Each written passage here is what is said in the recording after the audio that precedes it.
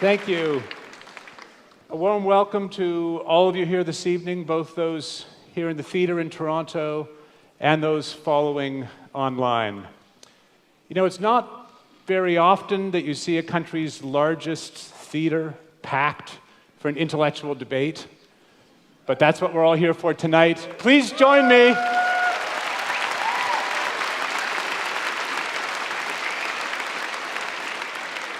Please join me in welcoming to the stage Dr. Slavoj Zizek and Dr. Jordan Peterson.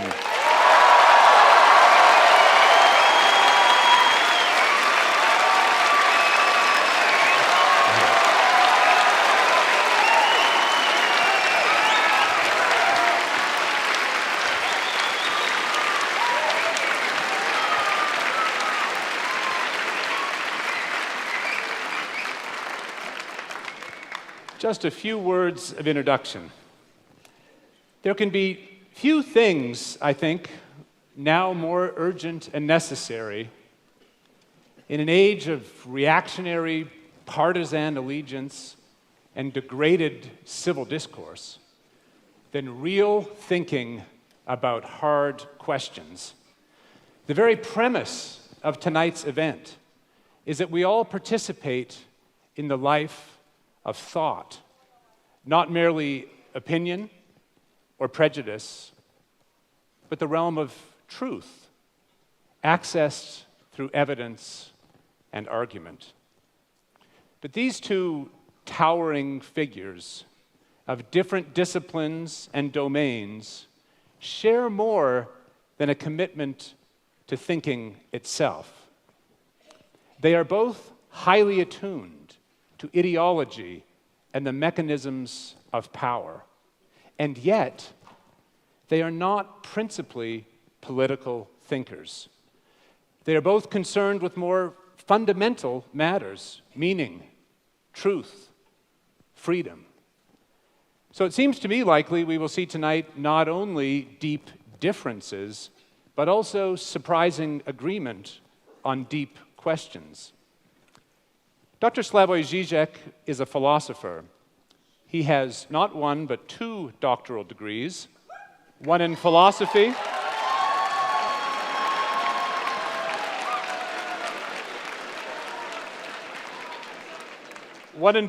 from the University of Ljubljana, and a second in psychoanalysis from University...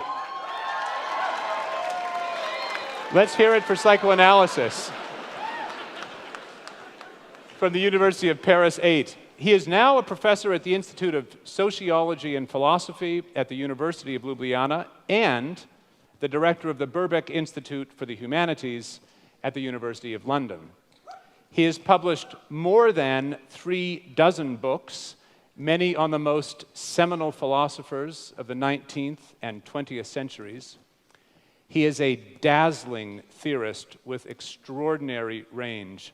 A global figure for decades, he turns again and again with dialectical power to radical questions of emancipation, subjectivity, and art.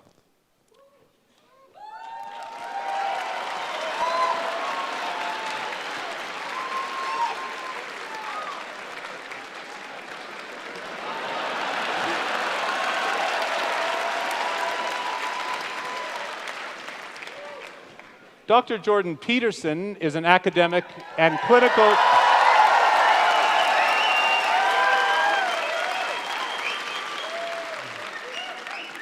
An academic and clinical psychologist. His doctorate was awarded by McGill University, and he was subsequently...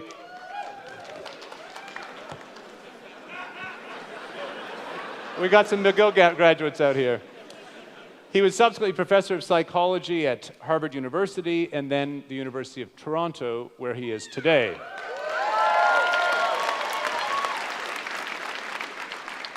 The author of 2 books and well over 100 academic articles, Dr. Peterson's intellectual roots likewise lie in the 19th and early 20th centuries, where his reading of Nietzsche, Dostoevsky, and above all, Carl Jung, inform his interpretation of ancient myths, of 20th century totalitarianism, and especially his endeavor to counter contemporary nihilism.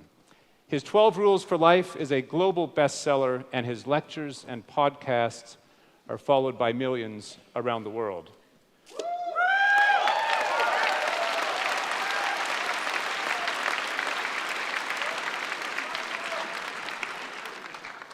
Both Dr. Žižek and Peterson transcend their titles, their disciplines, and the academy, just as this debate, we hope, will transcend purely economic questions by situating those in the frame of happiness, of human flourishing itself. We're in for quite a night. A quick word about format. Each of our debaters will have 30 minutes to make a substantial opening statement, to lay out an argument. Dr. Peterson first, followed by Dr. Žižek. Each will then have, in the same order, 10 minutes to reply. I will then moderate 45 minutes or so of questions, many of which will come from you, the audience, both here in Toronto and online. With that, let's get underway. Please join me in welcoming Dr. Jordan Peterson for the first opening statement.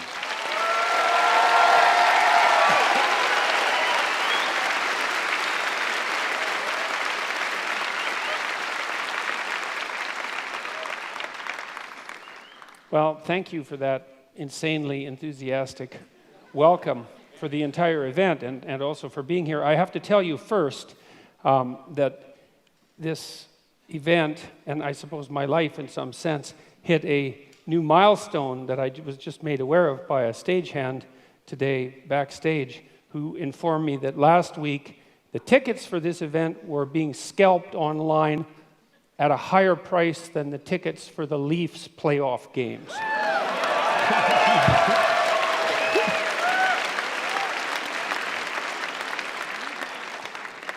So I don't know what to make of that. All right, so how did I prepare for this? I familiarized myself to the degree that it was possible with Slavoj Zizek's work, and that wasn't that possible because he has a lot of work and he's a very original thinker, and this debate was put together in relatively short order. And what I did instead was return to what I regarded as the original cause of all the trouble, let's say, which was the Communist Manifesto. And what I attempted to do, because that's Marx, and we're here to talk about Marxism, let's say, and what I tried to do was read it. And to read something, you don't just follow the words and follow the meaning, but you take apart the sentences and you ask yourself at this level of phrase and at the level of sentence and at the level of paragraph, is this true? Are there counter-arguments that can be put forward that are credible? Is this solid thinking? And I have to tell you, and I'm not trying to be flippant here, that I have rarely read a tract. Now, I read it when I was 18. It was a long time ago, right? That's 40 years ago. But I've rarely read a tract that made as many errors per sentence, conceptual errors per sentence, as the Communist Manifesto. It was quite a miraculous reread.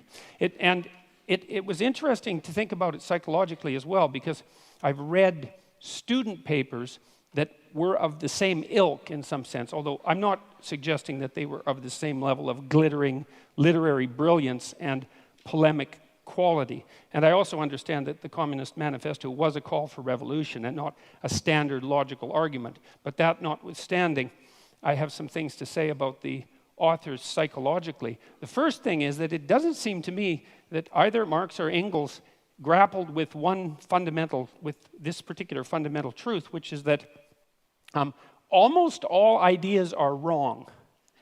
And so and it doesn't matter if they're your ideas or someone else's ideas, they're probably wrong. And even if they strike you with the force of brilliance, your job is to assume, first of all, that they're probably wrong, and then to assault them with everything you have in your arsenal and see if they can survive. And what struck me about the Communist Manifesto was it was akin to something Jung said about typical thinking. And this was the thinking of people who weren't trained to think. And he said that the typical thinker has a thought, it appears to them like an object might appear in a room. The thought appears, and then they just accept it as true. They don't go the second step, which is to think about the thinking. And that's the real essence of critical thinking. And so that's what you try to teach people in university, is to read a text and to think about it critically, not to destroy the utility of the text, but to separate the wheat from the chaff. And so what I tried to do when I was reading the Communist Manifesto was to separate the wheat from the chaff. And I'm afraid I found some wheat, yes, but mostly chaff. And I'm going to explain why, hopefully in relatively short order. So I'm going to outline 10 of the fundamental axioms of the Communist Manifesto. And so these are truths that are basically held as self-evident by the authors. And they're truths that are presented in some sense as unquestioned. And I'm going to question them and tell you why I think they're unreliable. Now, we should remember that this tract was actually written 170 years ago. That's a long time ago. And we have learned a fair bit from since then about human nature, about society, about politics, about economics. There's lots of mysteries left to be unsolved, but we are slightly wiser, I presume, than we were at one point. And so you can forgive the authors to some degree for what they didn't know, but that doesn't matter given that the essence of this doctrine is still held as sacrosanct by a large proportion of academics. Probably are among the most, what would you call, guilty of that particular sin. So here's proposition number 1. History is to be viewed primarily as an economic class struggle. All right, so let's think about that for a minute. The first of all is the proposition there is that history is primarily to be viewed through an economic lens, and I think that's a debatable proposition because there are many other motivations that drive human beings than economics, and those have to be taken into account, especially that drive people other than economic competition, like economic cooperation, for example. And so that's a problem.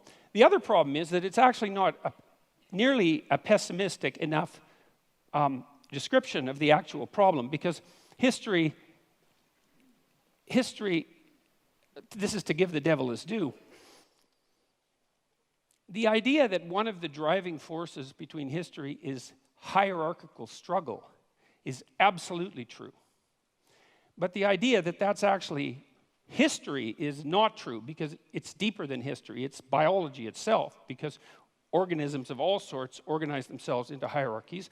And one of the problems with hierarchies is that they tend to arrange themselves into a winner-take-all situation. And so, that is implicit in some sense in Marxist thinking, because of course Marx believed that in a capitalist society, capital would accumulate in the hands of fewer and fewer people. And that actually is in keeping with the nature of hierarchical organizations. Now, the problem with that isn't so much the fact of there's accuracy in the accusation that is a eternal form of motivation for struggle, but it's an underestimation of the seriousness of the problem because it attributes it to the structure of human societies rather than the deeper reality of the existence of hierarchical structures per se, which, as they also characterize the animal kingdom to a large degree, are clearly not only human constructions. And the idea that there's hierarchical competition among human beings, there's evidence for that goes back at least to the Paleolithic times.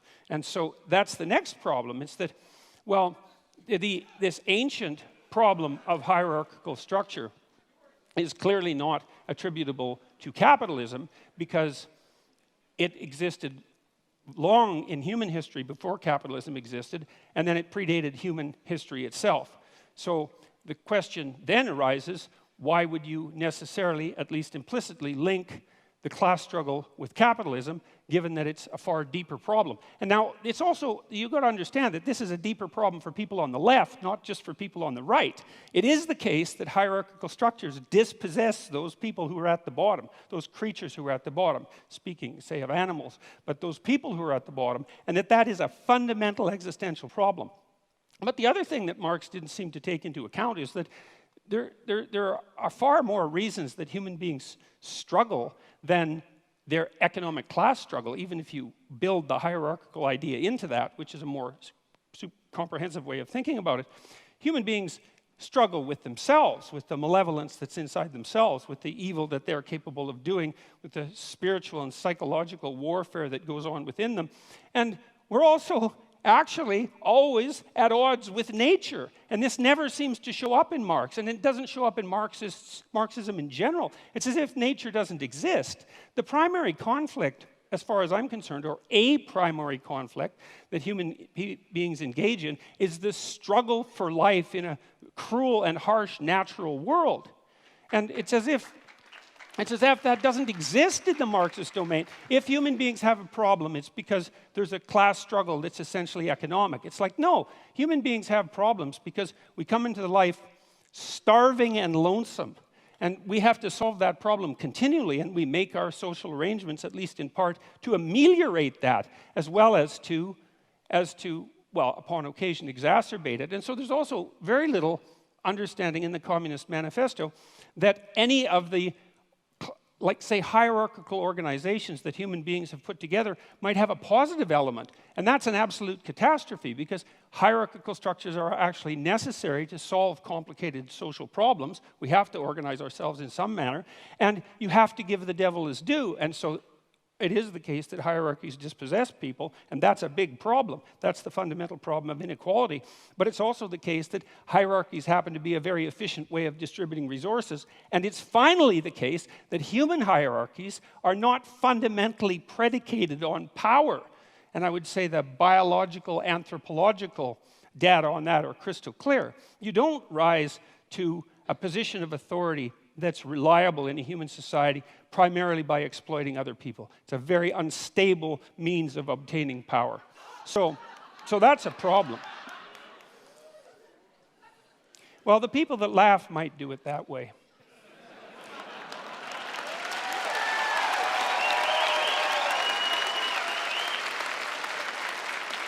Okay, now another problem that comes up right away is that Marx also assumes that you can think about history as a binary class struggle with clear divisions between, say, the proletariat and the bourgeoisie.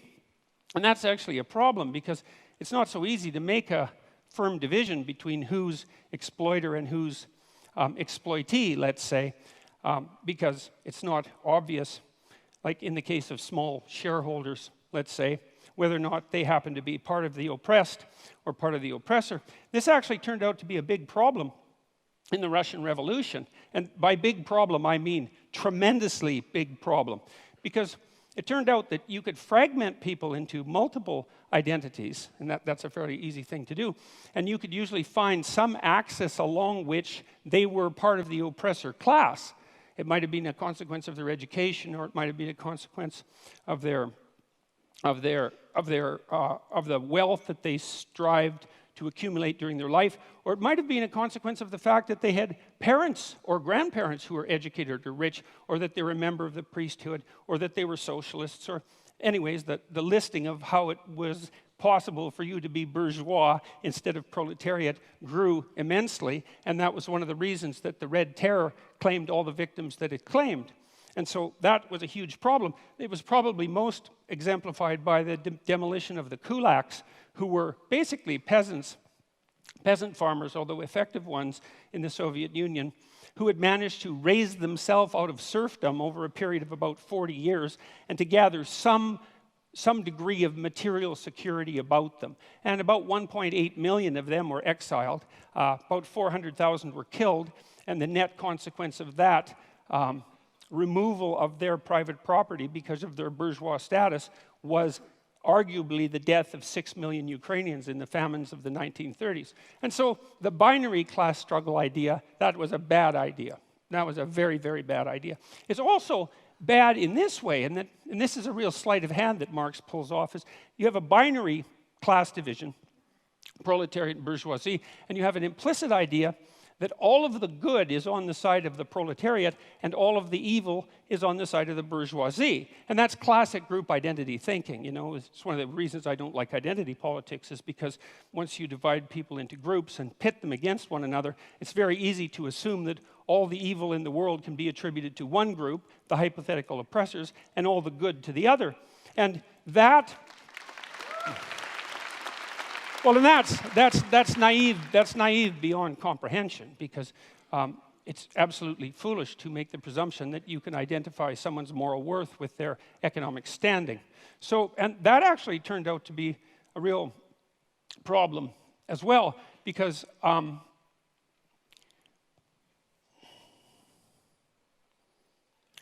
Marx also came up with this idea, which is a crazy idea as far as I can tell, of the, that's a technical term, crazy idea, of the dictatorship of the proletariat. And that's the next idea that I really stumbled across. It was like, okay, so what's the problem? Well, the problem is the capitalists own everything. They own all the means of production. And they're oppressing everyone. And that would be all the workers. And there's going to be a race to the bottom of wages for the workers as the capitalists strive to extract more and more value from the labor of the proletariat by competing with other capitalists to drive wages downward, which, by the way, didn't happen, partly because wage earners can become scarce, and that actually drives the market value upward. But the fact that you assume a priori that all the evil can be attributed to the capitalists and all the good, the bourgeoisie, and all the good could be attributed to the proletariat meant that you could hypothesized that a dictatorship of the proletariat could come about, and that was the first stage in the communist revolution. And remember, this is a call for revolution, and not just revolution, but bloody, violent revolution, and the overthrowing of all existent social structures.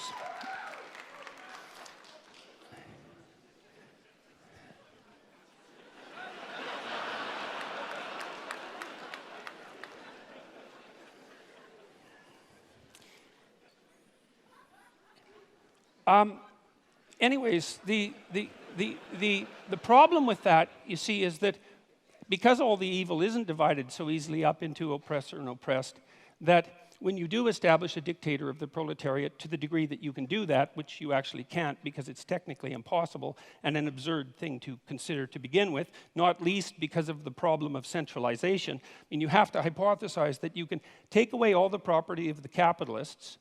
You can replace the capitalist class with a minority of proletariats. How they're going to be chosen isn't exactly clear in the Communist Manifesto. But none of the people who are from the proletariat class are going to be corrupted by that sudden access to power because they're, well, by definition, good. So then you have the good people who are running the world, and you also have them centralized so that they can make decisions that are insanely complicated to make, in fact, impossibly complicated to make. And so that's a failure conceptually on both dimensions because, first of all the proletariat aren't going to be good, and when you put people in the same position as the evil capitalists, especially if you believe that social pressure is one of the determining factors of human character, which the Marxists certainly believe, then why wouldn't you assume that the proletariat would immediately become as or more corrupt than the capitalists, which is, of course, I would say exactly what happened every time this experiment was run. And then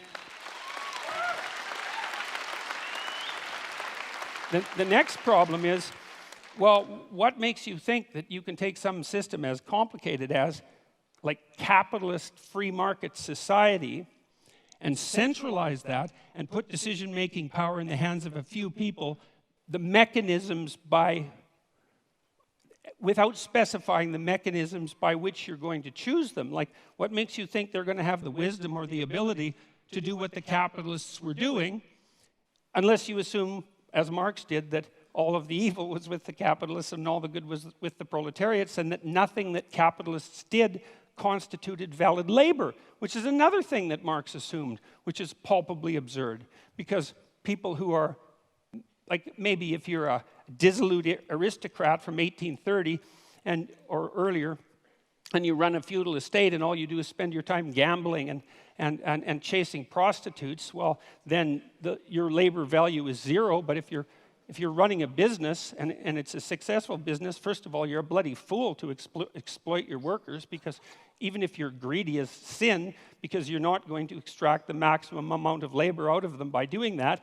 And the notion that you're adding no productive value as a manager rather than a capitalist it's absolutely absurd. All it does is indicate that you either know nothing whatsoever about how an actual business works, or you refuse to know anything about how an actual business works. So that's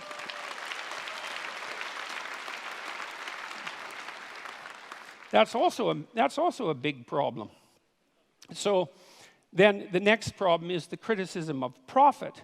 It's like, well, what's wrong with profit exactly? What's the problem with profit? Well, the idea from the Marxist perspective was that profit was theft.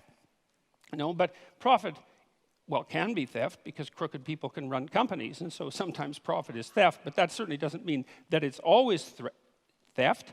What it means, in part at least, if the capitalist is adding value to the corporation, then there's some utility and some fairness in him or her extracting the value of their abstract labor, their thought, their abstract abilities, their ability to manage the company, and to engage in proper competition and product development and efficiency and the proper treatment of the workers and all of that. And then if they can create a profit, well, then they have a little bit of security for times that aren't so good, and that seems absolutely bloody necessary as far as I'm concerned. And then the next thing is, well, how can you grow if you don't have a profit? And if you have an enterprise that's valuable and worthwhile, and some enterprises are valuable and worthwhile, then it seems to me that a little bit of profit to help you grow seems to be the right approach. And then the other issue with profit, and you know this if you've ever run a business, is it's a really useful constraint. Like, it's not enough to have a good idea. It's not enough to have a good idea and a sales and marketing plan, and then to implement that. And all of that, that's bloody difficult. Like, it's not easy to have a good idea. And it's not easy to come up with a good sales and marketing plan. And it's not easy to find customers and satisfy them. And so if you allow profit to constitute a limitation on what it is that you might reasonably attempt, it provides a good constraint on wasted labor. And so most of the things that I've done in my life, even psychologically, that were designed to help people's psychological health, I tried to run on a for-profit basis. And the reason for what that was, apart from the fact that I'm not averse to making a profit, partly so my enterprises can grow, but was also so that there were forms of stupidity that I couldn't engage in because I would be punished by the market enough to eradicate the enterprise. And so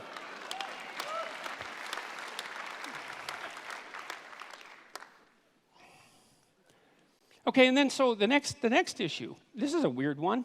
So Marx and Engels also assume that this dictatorship of the proletariat, which involves absurd centralization, the overwhelming probability of corruption, and impossible computation, as the proletariat now try to rationally compute the manner in which an entire market economy could run, which cannot be done because it's far too complicated for anybody to think through. The next theory is that somehow the proletariat dictatorship would become magically hyperproductive. And there's actually no theory at all about how that's going to happen. And so I had to infer the theory, and the theory seems to be that once you eradicate the bourgeoisie, because they're evil, and you get rid of their private property, and you eradicate the profit motive, then all of a sudden, magically, the small percentage of the proletariat who now run the society determine how they can make their productive enterprises productive enough so they become hyperproductive. Now, and they need to become hyperproductive for the last error to be logically coherent in relationship to the Marxist theory, which is that at some point the proletariat, the dictatorship of the proletariat, will become so hyperproductive that there'll be enough material goods for everyone across all dimensions. And when that happens, then what people will do is spontaneously engage in meaningful creative labor, which is what they had been alienated from in the capitalist horror show, and the utopia will be magically ushered in. But there's no indication about how that hyperproductivity is going to come about. And there's also no understanding that, well, that isn't the utopia that is going to suit everyone, because there are great differences between people. And some people are going to find what they want in love, and some are going to find it in social being, and some are going to find it in conflict and competition, and some are going to find it in creativity, as Marx pointed out. But the notion that will necessarily be the end goal for the utopian state is preposterous. And then there's the Dostoevskian observation too, which is one not to be taken lightly, which is, well, what sort of shallow conception of people do you have that makes you think that if you gave people enough bread and cake, in the Dostoevskian terms, and nothing to do with except to busy themselves with the continuity of the species, that they would all of a sudden become peaceful and heavenly. Dostoevsky's idea was that, we were built for trouble. And if we were ever handed everything we needed on a silver platter, the first thing we would do is engage in some form of creative destruction, just so something unexpected could happen, just so we could have the adventure of our lives. And I think there's something to be said for that.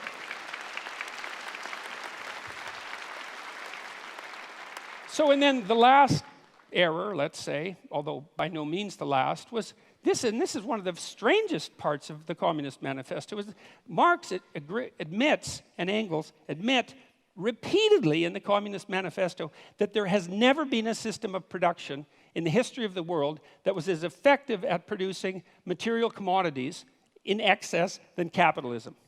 Like that's extensively documented in the Communist Manifesto. And so if your proposition is, look, we got to get as much material security for everyone as possible, as fast as we can, and capitalism already seems to be doing that at a rate that's unparalleled in human history, wouldn't the logical thing be just to let the damn system play itself out? I mean, unless you're assuming that the evil capitalists are just going to take all of the flat screen televisions and put them in one big room and not let anyone else have one. The logical assumption is that, well, you're already on a road that's supposed to produce the proper material productivity. And so, well, that's 10 reasons, as far as I can tell. And so what I saw in that the Communist Manifesto is like seriously flawed in virtually every way it could possibly be flawed, and also all in evidence that Marx was the kind of narcissistic thinker who could think. He was a very intelligent person, and so was Engels. But what he thought when he thought was that what he thought was correct. And he never went the second stage, which is, well, wait a second. How could all of this go terribly wrong? And if you're a thinker, especially a sociological thinker, especially a thinker on the broad scale, a social scientist, for example, one of your moral obligations is to think, you might be wrong about one of your fundamental axioms, or 2 or 3 or 10, and as a consequence, you have the moral obligation to walk through the damn system and think, well, what if I'm completely wrong here and things invert and go exactly the wrong way? And I just can't understand how anybody could come up with an idea like the dictatorship of the proletariat, especially after advocating its implementation with violent means, which is a direct part of the Communist Manifesto, and actually think, if they were thinking, if they knew anything about human beings and the proclivity for malevolence that's part and parcel of the individual human being, that could do anything but lead to a special form of hell, which is precisely what did happen. And so I'm going to close, because I have 3 minutes, with a bit of evidence as well that Marx also thought that what would happen inevitably as a consequence of capitalism is the rich would get richer and the poor would get poorer. So there would be inequality. The first thing I'd like to say is we do not know how to set up a human system of economics without inequality. No one has ever managed it, including the communists. And the form of inequality changed, and it's not obvious by any stretch of imagination that the free market economies of the West have more inequality than the less free economies in the rest of the world. And the one thing you can say about capitalism is that although it produces inequality, which it absolutely does, it also produces wealth, and all the other systems don't. They just produce inequality.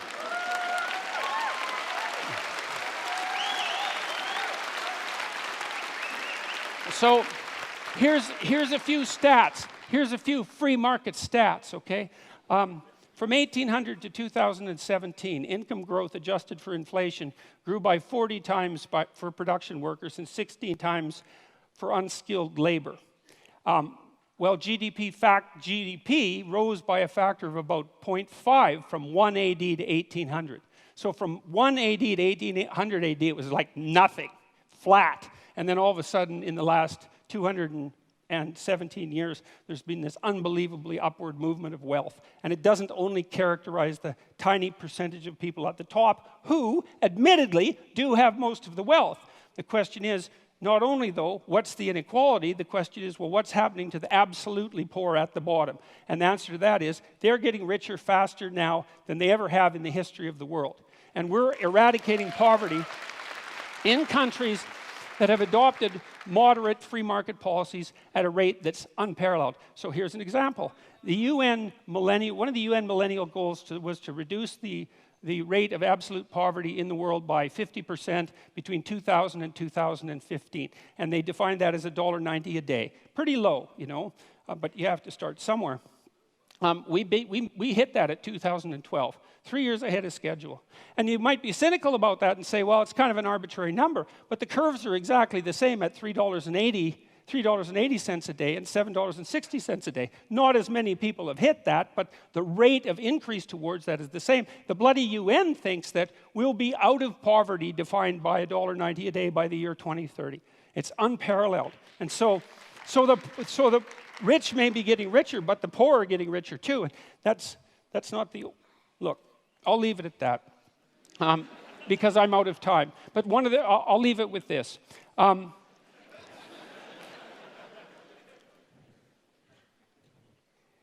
The poor are not getting poorer under capitalism.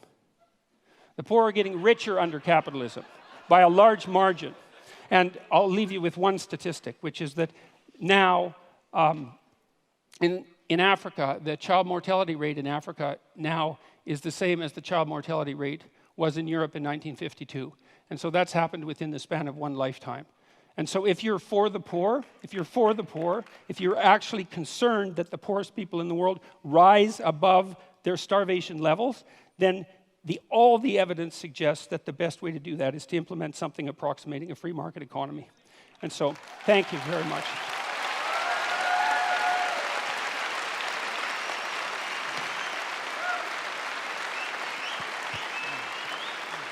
I have a chair, I can sit there. It has helped me a lot, okay. Thank you, Dr. Peterson. Dr. Žižek. Thank you.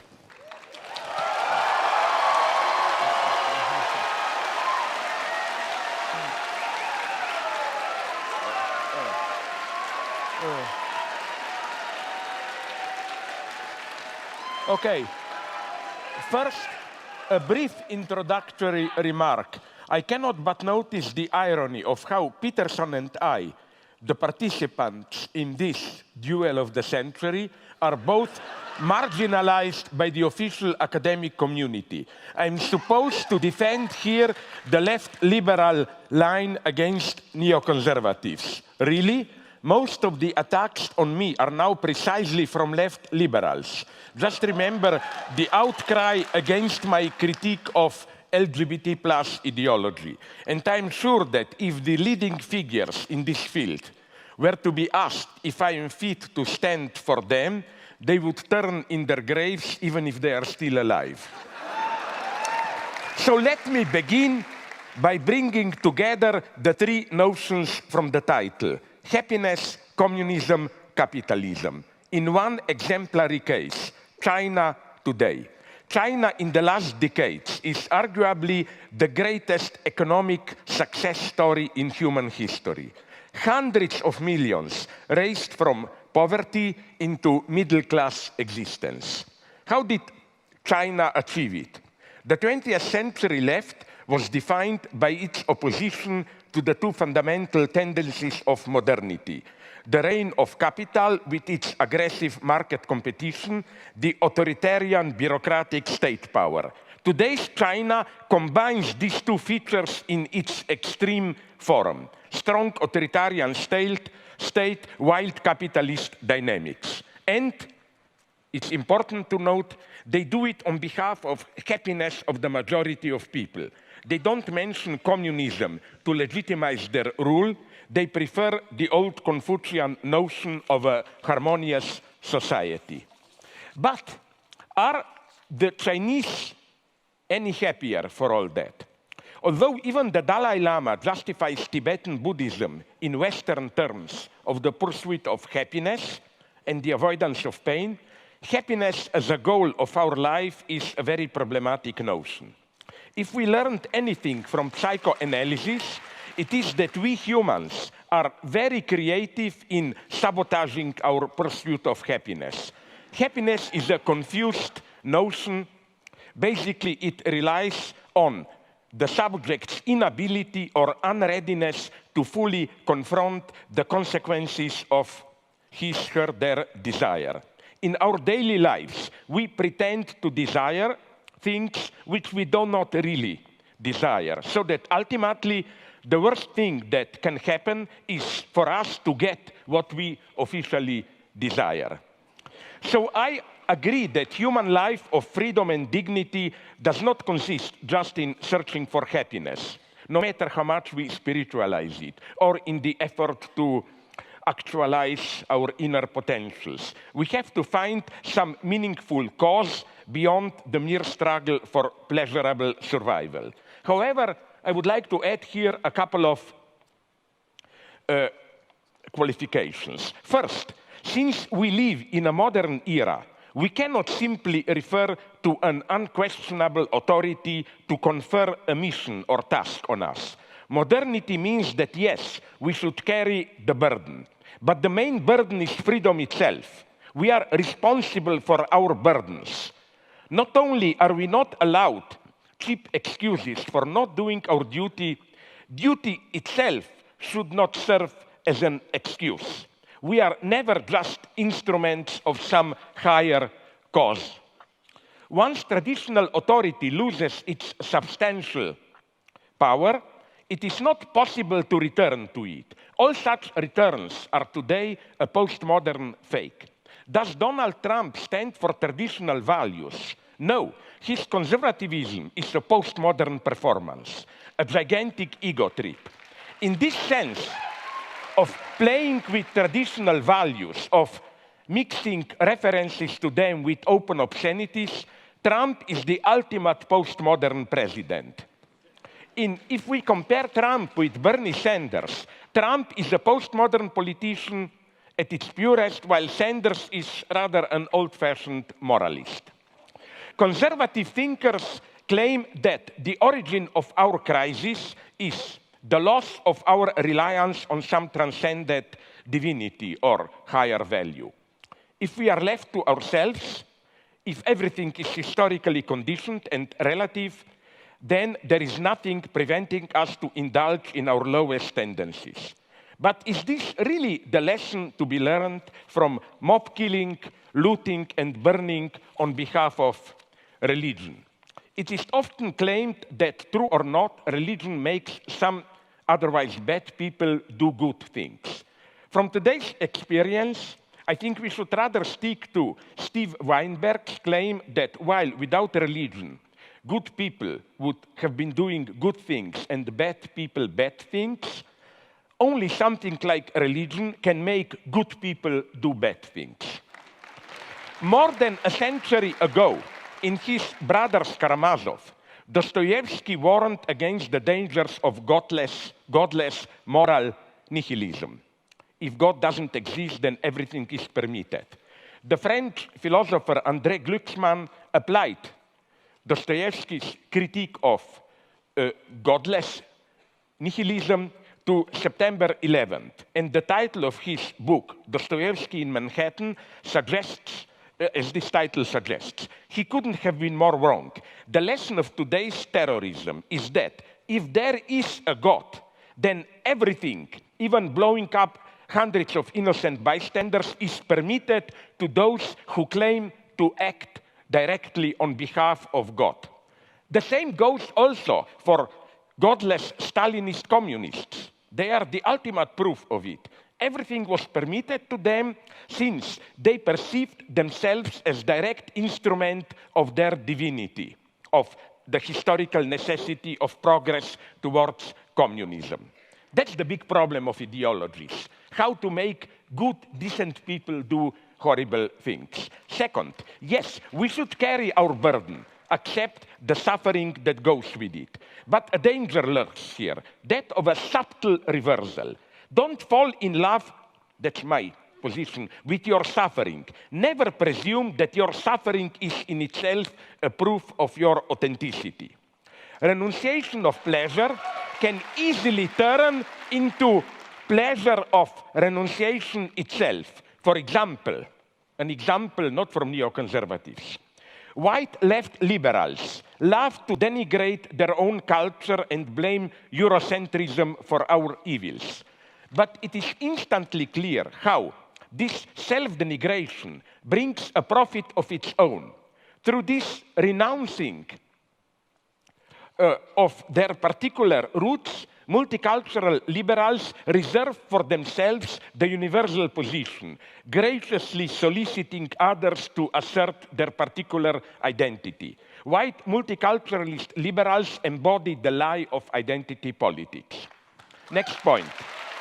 Jacques Lacan wrote something paradoxical but deeply true, that even if what a jealous husband claims about his wife, that she sleeps with other men, is all true, his jealousy is nonetheless pathological. The pathological element is the husband's need for jealousy, as the only way for him to sustain his identity. Along the same lines, one could say that even if most of the Nazi claims about Jews, they exploit Germans, they seduce German girls, and so on, were true, which they were not, of course, their anti-Semitism would still be a pathological phenomenon, because it ignored the true reason why the Nazis needed anti-Semitism. In the Nazi vision, their society is an organic whole of harmonious collaboration, so an external intruder is needed to account for divisions and antagonisms. The same holds for how today, in Europe at least, the anti-immigrant populists deal with the refugees. The cause of problems which are, I claim, immanent to today's global capitalism is projected onto an external intruder. Again, even if the reported incident with the refugees, there are great problems, I admit it. Even all these reports are true. The populist story about them is a lie. With anti-Semitism, we are approaching the topic of telling stories. Hitler was one of the greatest storytellers of the 20th century. In the 1920s, many Germans experienced their situation as a confused mess. They didn't understand what is happening to them with military defeat, economic crisis, what they perceived as moral decay, and so on.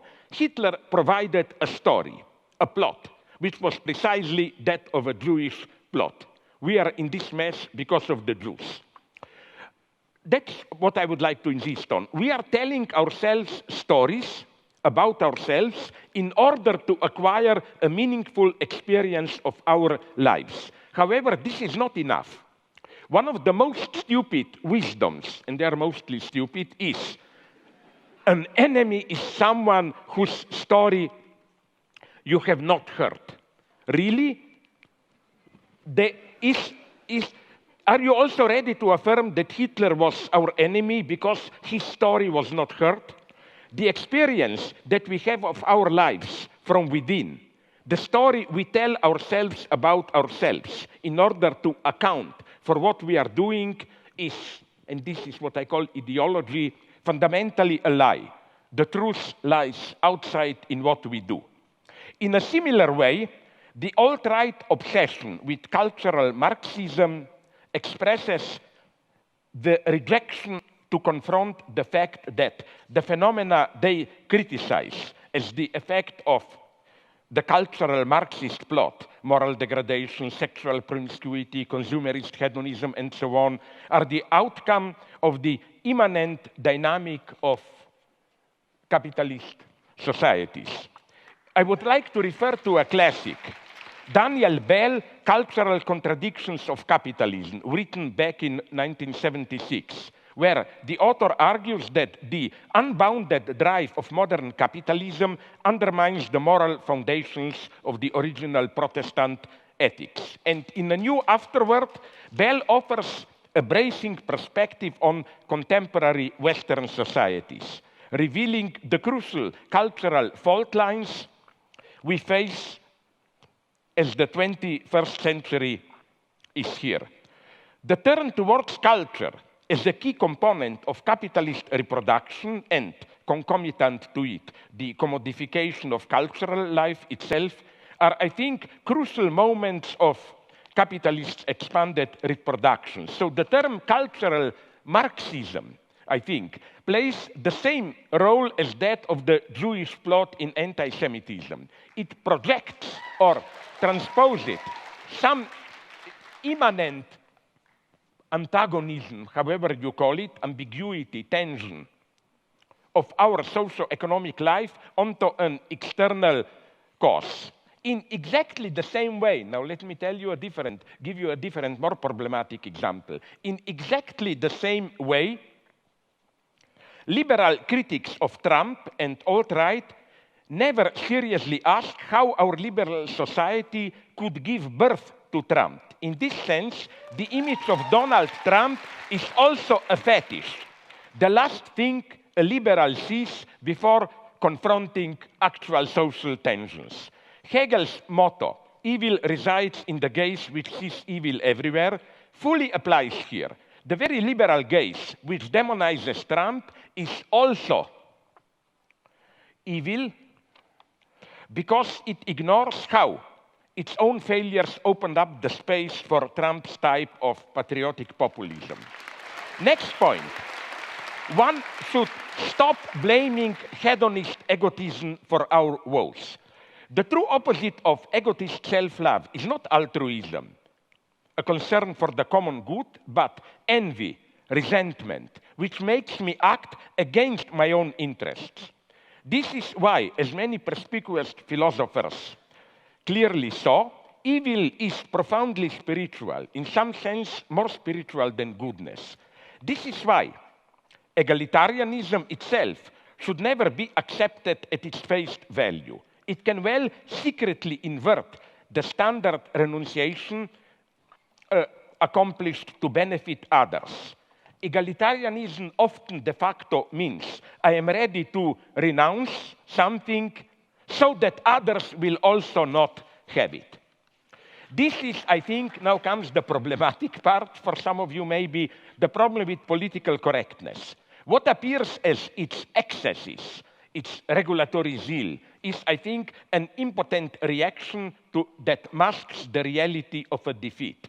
My hero is here a black lady, Tarana Burke, who created the Me Too campaign more than a decade ago. She observed in a recent critical note that in the years since the movement began, it deployed an unwavering obsession with the perpetrators. Me Too is all too often a genuine protest filtered through resentment. Should we then drop egalitarianism? No. Equality can also mean, and that's the equality I advocate, creating the space for as many as possible individuals to develop their different potentials. It is, that's my paradoxical claim, it is today's capitalism that equalizes us too much and causes the loss of many talents. So what about the balance between equality and hierarchy? Did we really move too much in the direction of equality? Is there, in today's United States, really too much equality? I think a simple overview of the situation points in the opposite direction. Far from pushing us too far, the left is gradually losing its ground already for decades. Its trademarks, universal healthcare, free education, and so on, are continuously diminished. Look at Bernie Sanders, and I don't idealize him, program. It is just a version of what half a century ago in Europe was simply the predominant social democracy, and it's today decried as a threat to our freedoms, to the American way of life, and so on and so on. I see no threat to free creativity in this program. On the contrary, I see healthcare and education and so on as enabling me to focus my life on more important creative issues. I see equality, this basic equality of chances, as a space for creating differences, and yes, why not, even different, more appropriate hierarchies. Furthermore, I find it very hard to ground today's inequalities, as they are documented, for example, by Piketty in his book, to ground today's inequalities in different competencies. Competencies for what? In totalitarian states, competencies are determined politically. But market success is also not innocent and neutral as a regulator of the social recognition of competencies. Let me now briefly deal with in a friendly way, I claim, with what became known, sorry for the irony, as the lobster topic. I'm far from a simple social constructionism here. I deeply appreciate evolutionary thought. Of course, we are also natural beings, and our DNA, as we all know, overlaps, I may be wrong, around 98% with that of some monkeys. This means something, but nature, I think we should never forget this, is not a stable hierarchical system, but full of improvisations. It develops like French cuisine. A French guy gave me this idea that the origin of many famous French dishes or drinks is that when they wanted to produce a standard piece of food or drink, something went wrong, but then they realized that this failure can be resold as success. They were making cheese in the usual way, but the cheese got rotten and infected, smelling bad, and they said, oh my God, look, we have our own original French cheese. Or they were making wine in the usual way. Then something went wrong with fermentations, and so they began to produce champagne, and so on and so on. I'm not making just a joke here, because I think that it is exactly like this that, and that's the lesson of psychoanalysis, that our sexuality works. Sexual instincts are, of course, biologically determined. But look what we humans made out of them. They are not limited to the mating season. They can develop into a permanent obsession, sustained by obstacles that demand to be overcome. In short, into a properly metaphysical passion that perturbs the biological rhythm, with twists like endlessly prolonging satisfaction in courtly love, engaging in different perversions, and so on and so on. So it's still, yes, biologically conditioned sexuality, but it is, if I may use this term, trans-functionalized. It becomes a moment of a different cultural, however you call it, logic. And I claim the same goes for tradition.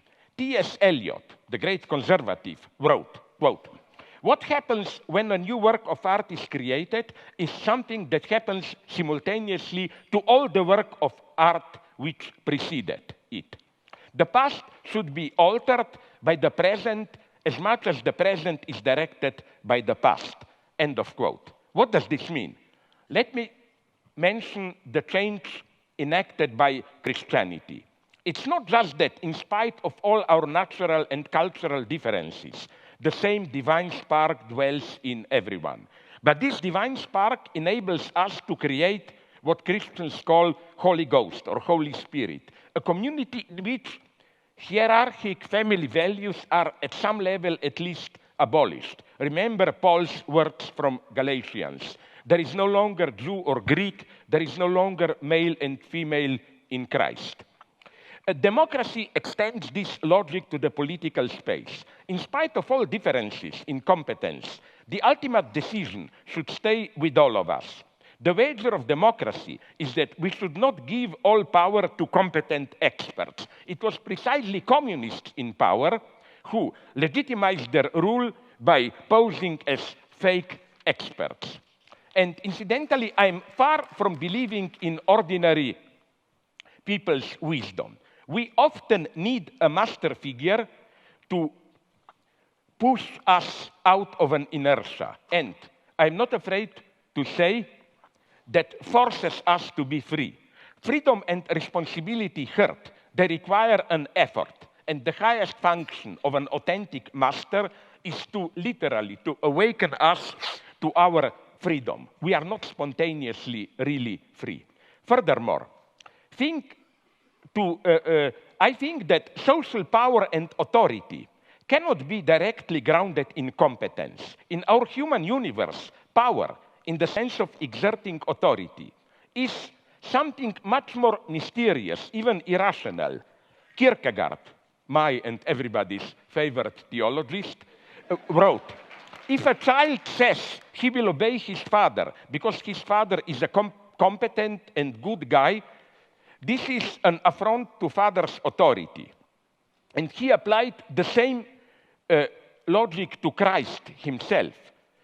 Christ was justified by the fact of being God's son, not by his competencies or capacities. As Kierkegaard put it, every good student of theology can put things better than Christ. There is no such authority in nature. Lobsters may have hierarchy, undoubtedly, but the main guy among them, I don't think he has authority in this sense.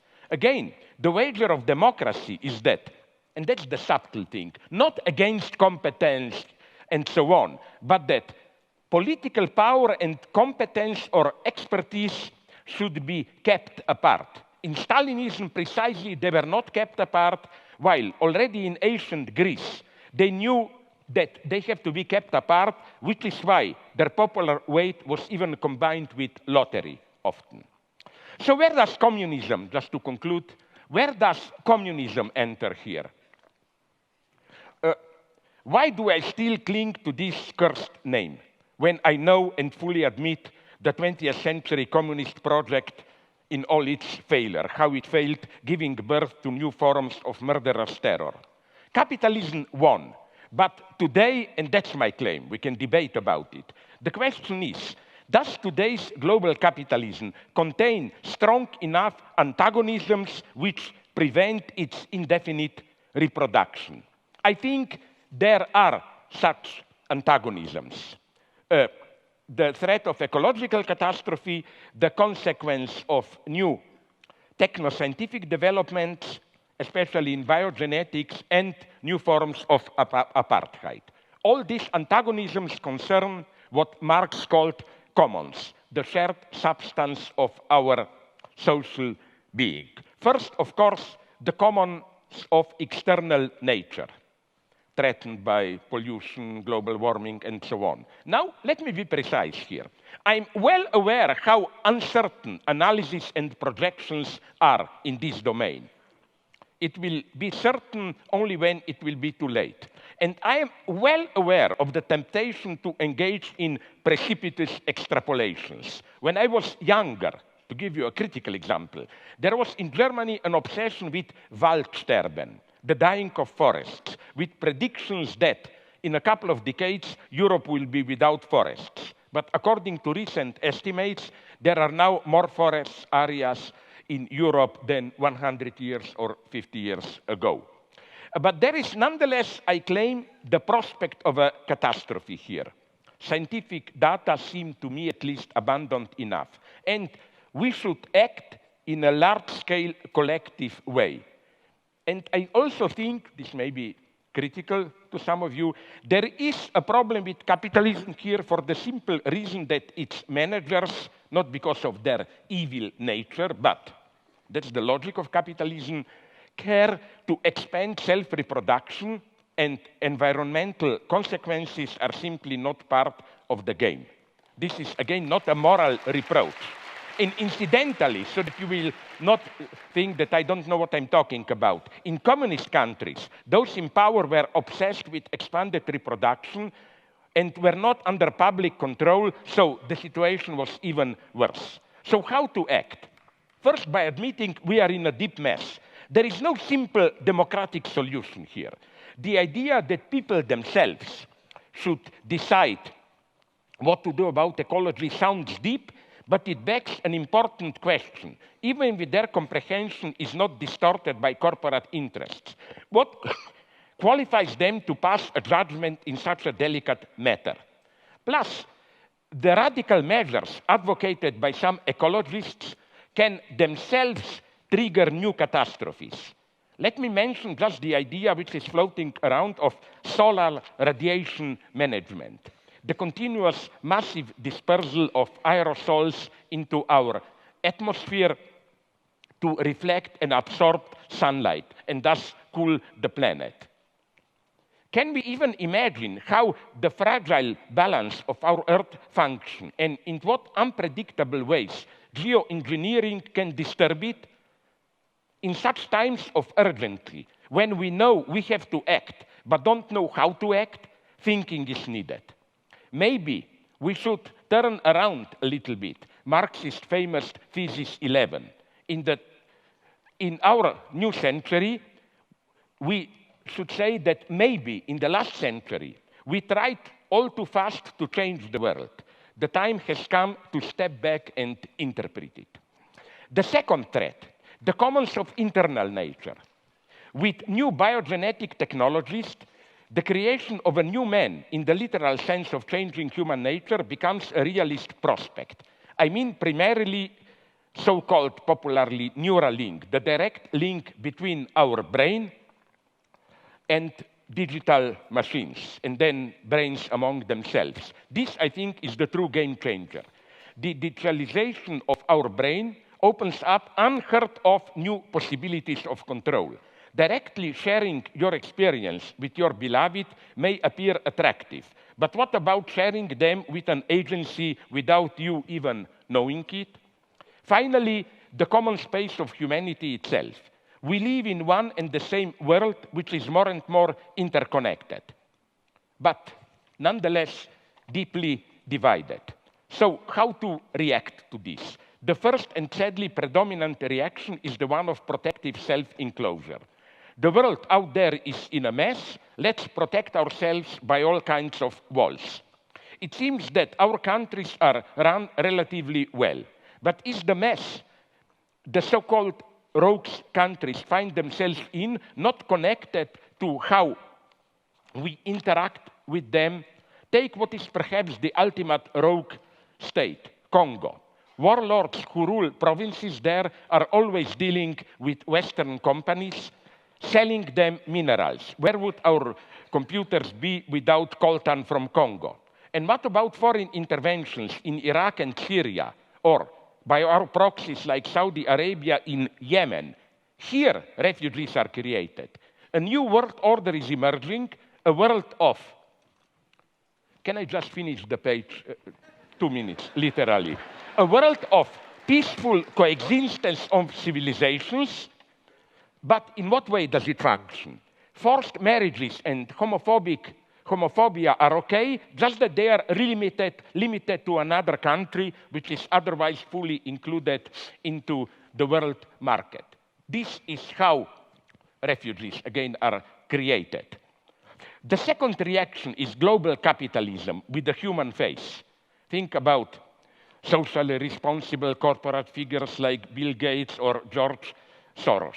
They passionately support LGBT, they advocate charities, and so on. But even in its extreme form, opening up our borders to the refugees, treating them like one of us, they only provide what in medicine is called a symptomatic treatment.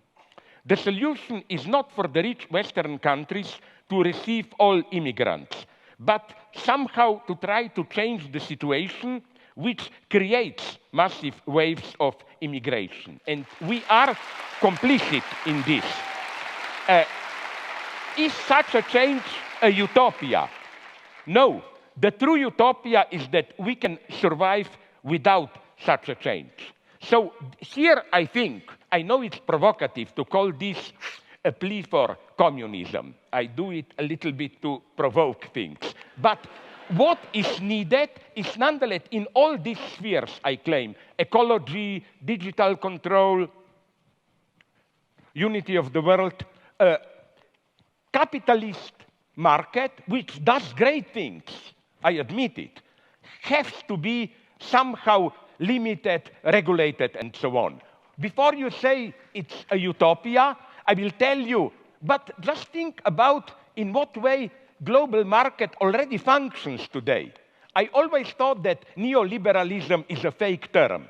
If you look closely, you will see that state plays today more important role than ever precisely in the richest capitalist economies. So, you know, the market is already limited, but not in the right way, to put it naively. So, a pessimist conclusion. What will happen?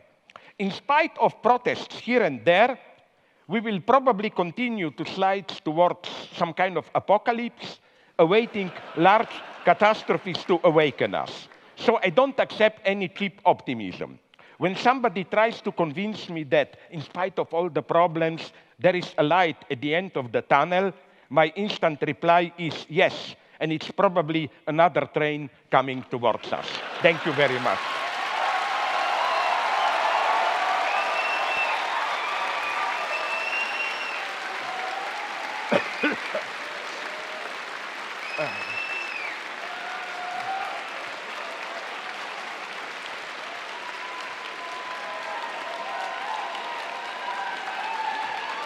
Please don't do this, because I really think that's why I hope you, Jordan, agree with it, that's why we are here engaged in this debate. Don't take it as a cheap competition. It may be that, but we are, as you said in your introduction, desperately trying to confront serious problems.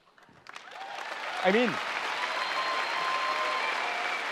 for example, when I mentioned China, I didn't mean to celebrate it. That worries me terribly. My God, is this our future?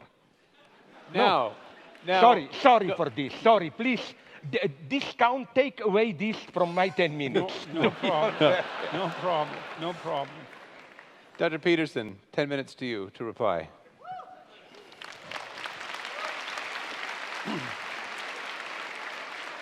So I like to speak extemporaneously, but Dr. Žižek's discussion was so complex that there's no way that I can juggle my responses spontaneously. So, okay, yeah, well, and achievement managed, I would say.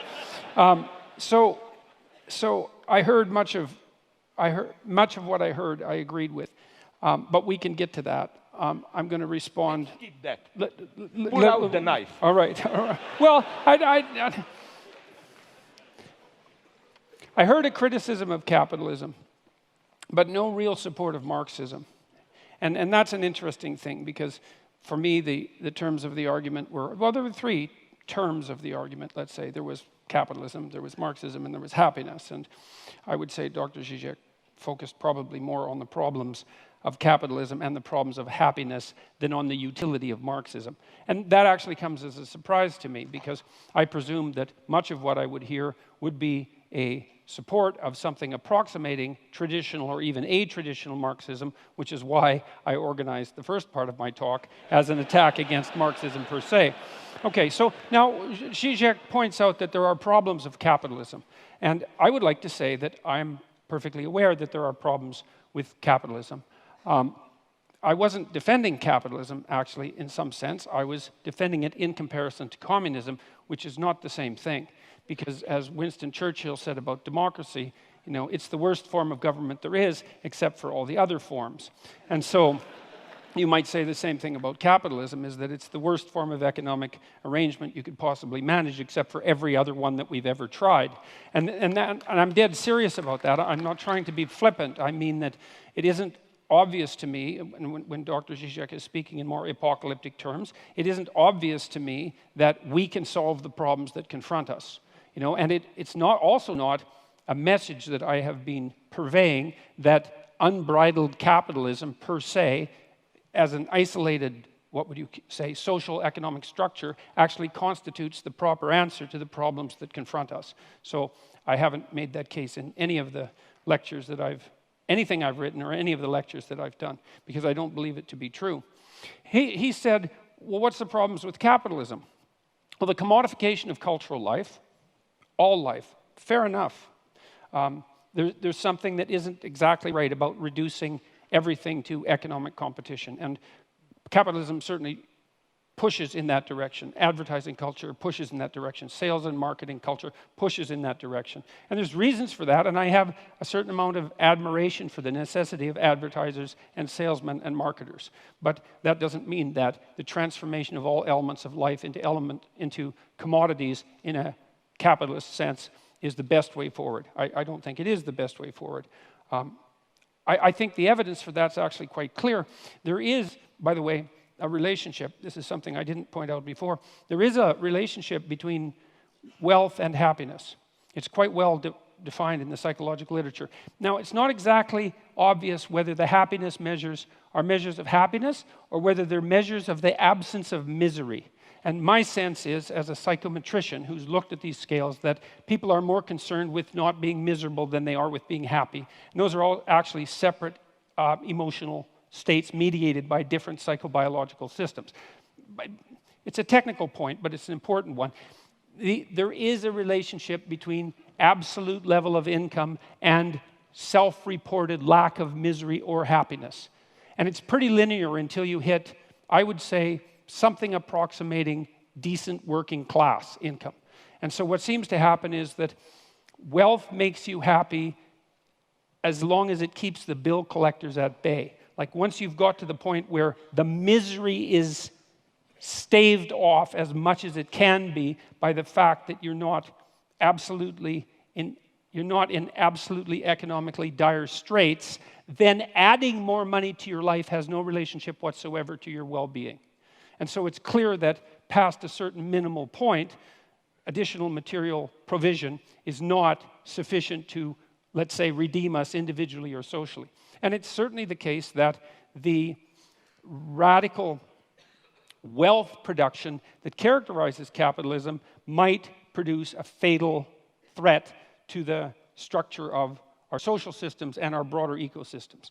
Who knows? I'm not absolutely convinced of that for a variety of reasons. I mean, Zizek pointed out, for example, that there are more forests in Europe now than there were 100 years ago. There's actually more forests in the entire northern hemisphere than there were 100 years ago. And the news on the ecological front is not as dismal as the people who put out the most dismal news would have you think. And there is some possibility. That doesn't mean that there aren't elements of it that are dismal. You know, what we've done to the oceans is definitely something catastrophic, and we definitely have our problems. But it is possible that human ingenuity might solve that. What else? There are inequalities generated by capitalism, a proclivity towards a shallow materialism, the probability of corruption. The thing about that for me is those are catastrophes that are part of the struggle for human existence itself and not something to be laid at the feet of any given socio-political system, especially one that seems to be producing a fair modicum of wealth for the poorest section of the population and raising people up to the point where, you know, their lives aren't an unending day-to-day struggle for mere survival. And there's some evidence, for example, that if you can get GDP up to about $5,000 per person per year, oh, that's GDP, that people start to become concerned about environmental degradation and start to take actions to prevent it.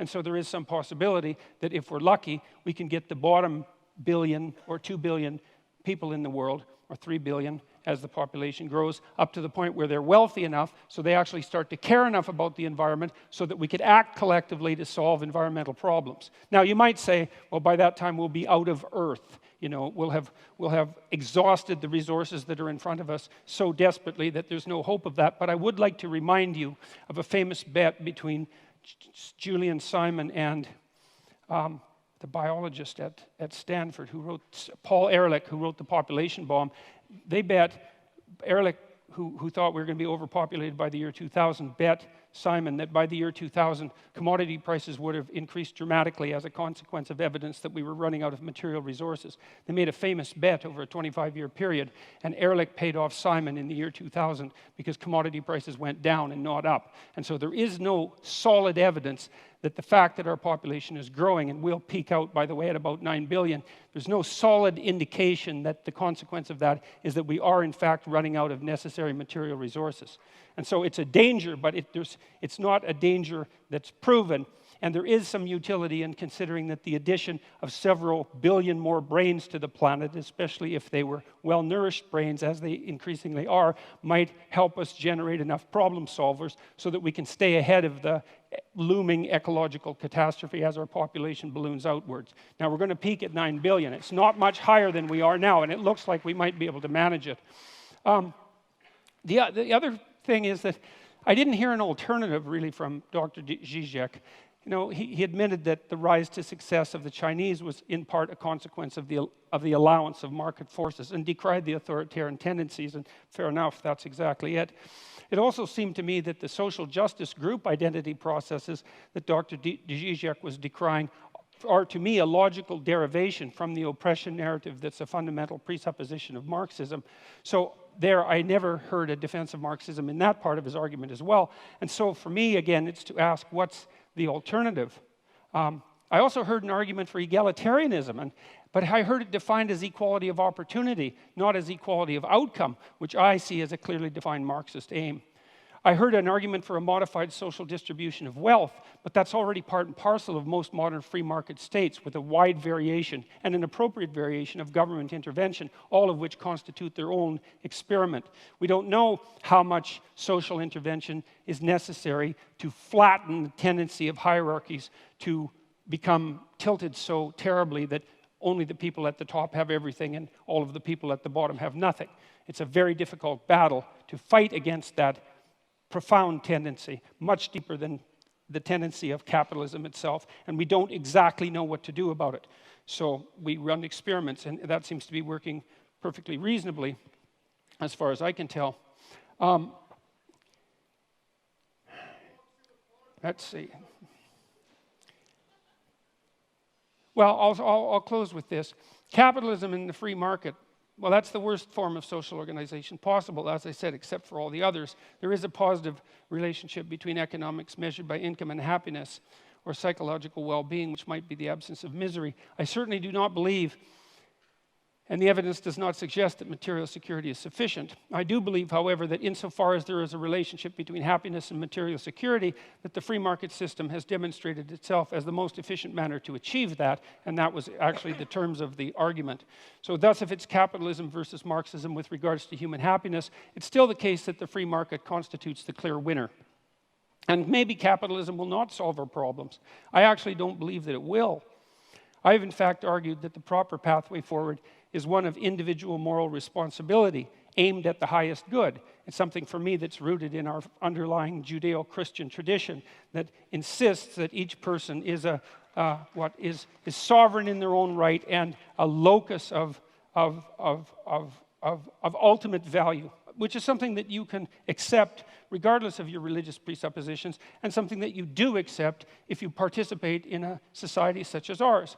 Even the fact that you vote, that you're charged with that responsibility, is an indication that our society is structured such that we presume that each person is a locus of responsibility and decision-making, of such import that the very stability of the state depends upon the integrity of their the integrity of their character. And so what I've been suggesting to people is that they adopt as much responsibility as they possibly can in keeping with that, in keeping with their aim at the highest possible good, which to me is something approximating a balance between what's good for you as an individual and what's good for your family, in keeping with what's good for you as an individual, and then what's good for society in the larger frame, such that it's also good for you and your family. And that's a form of an elaborated, iterated game, a form of elaborated cooperation. It's a sophisticated way of looking at the ways society could possibly be organized, and I happen to believe that that has to happen at the individual level first, and that's the pathway forward that I see. And so that's my 10-minute commentary. Yeah, I go up again. Yeah. Thank you, guys. Thank you, Dr. Peterson. Dr. Since I Žižek. already spent a little bit of my time, I will try to be as short as possible. So a couple of remarks and then my final point. Why I think this self-limitation of capitalism is needed. First, about happiness. Just a couple of remarks. Jordan, I want to ask you, but isn't it, am I dreaming? I think I'm not. I remember a couple of years ago, it was reported all around the world, some kind of investigation, percentage of people interviewed in different countries, do they feel happy with their life? And the shock was that some Scandinavian countries, which we considered social democratic paradise, were very low, while Bangladesh, I think, was close to the top. Now, I know this logic has a limit. I don't buy the bullshit of poor people are happy in their world there and so on. But you know, my argument here is not against you. My argument here is problematizing happiness even more. Look, this may interest you. I was years ago in I think, Lithuania, and we debated, I report on this in one of my books, when were people in some perverted sense, and this is the critique of the category of happiness for me, happy. And we came to the crazy result. After the Soviet intervention, Czechoslovakia in 1970s and 80s. Why? For happiness, first, you should not have too much democracy, because this brings the burden of responsibility. Happiness means there is another guy out there, you can put all the blame on him. And as the joke went in Czechoslovakia, if there is bad weather, a storm, oh, this communist screwed it up again. That's one condition of happiness. The other condition, much more subtle one, is, and this was done in Czechoslovakia, those dark times after Soviet. The life was relatively, moderately good, but not perfect. Like, there was meat all the time. Maybe once a month there was not meat in the stores. It was very good to remind you how happy you are the other time. Another thing, they had a paradise which should be at a proper distance. West Germany, affluence. It was not too far, but not directly accessible. You know, so so maybe in your critique of communist regimes, I agree with you, you should more focus on something that I experience of, you know, don't look only at the terror, ultimately totalitarian regime. There was a kind of a silent, perverted pact between, at least in this late, a little bit more tolerant, but I still oppose them, communist regimes, between power and population. The message was, leave us the power, don't mess with us, and we guarantee you a relatively safe life, employment, private pleasures, private niche, and so on and so on. So I am not surprised. But again, this is not for me the argument for the communists, but against happiness. That, you know, people said when the wall fell down, what a wonder in Poland. My God, like Solidarność, which was prohibited a year ago, now triumph at the elections. Who could imagine this? Yes, but the true miracle, in a bad sense for me, was 4 years later, democratically ex-communists came back to power. So, you know, again, this is for me not the argument for them, but simply for the, let's call it, corruptive nature of happiness. So my formula, maybe you would agree with it, is, my basic dogma is happiness should be treated as a necessary byproduct. If you focus on it, you are lost. It comes as a byproduct of you working for a cause and so on. That's the basic thing for me. Second point, maybe we disagree here. China, of course, the miracle, economic miracle was due to unleashing market reform, and so on. But, and here comes my pessimism. Some of my liberal friends are telling me, yes, imagine what would they have achieved with also political democratization. I'm a pessimist here. No, they found a perfect formula of how, and that's the paradox of China today. The Communist Party is the best manager of capitalism and protector against workers. The truly dangerous thing in China today is not to flirt with Western ideas, is to organize trade unions, to, you know, like this is what worries me. This perfect combination between unleashing capitalism and still the authoritarian rule, or to put it in another way, my worry is that today, all around the world, this eternal marriage between capitalism and democracy is slowly disappearing.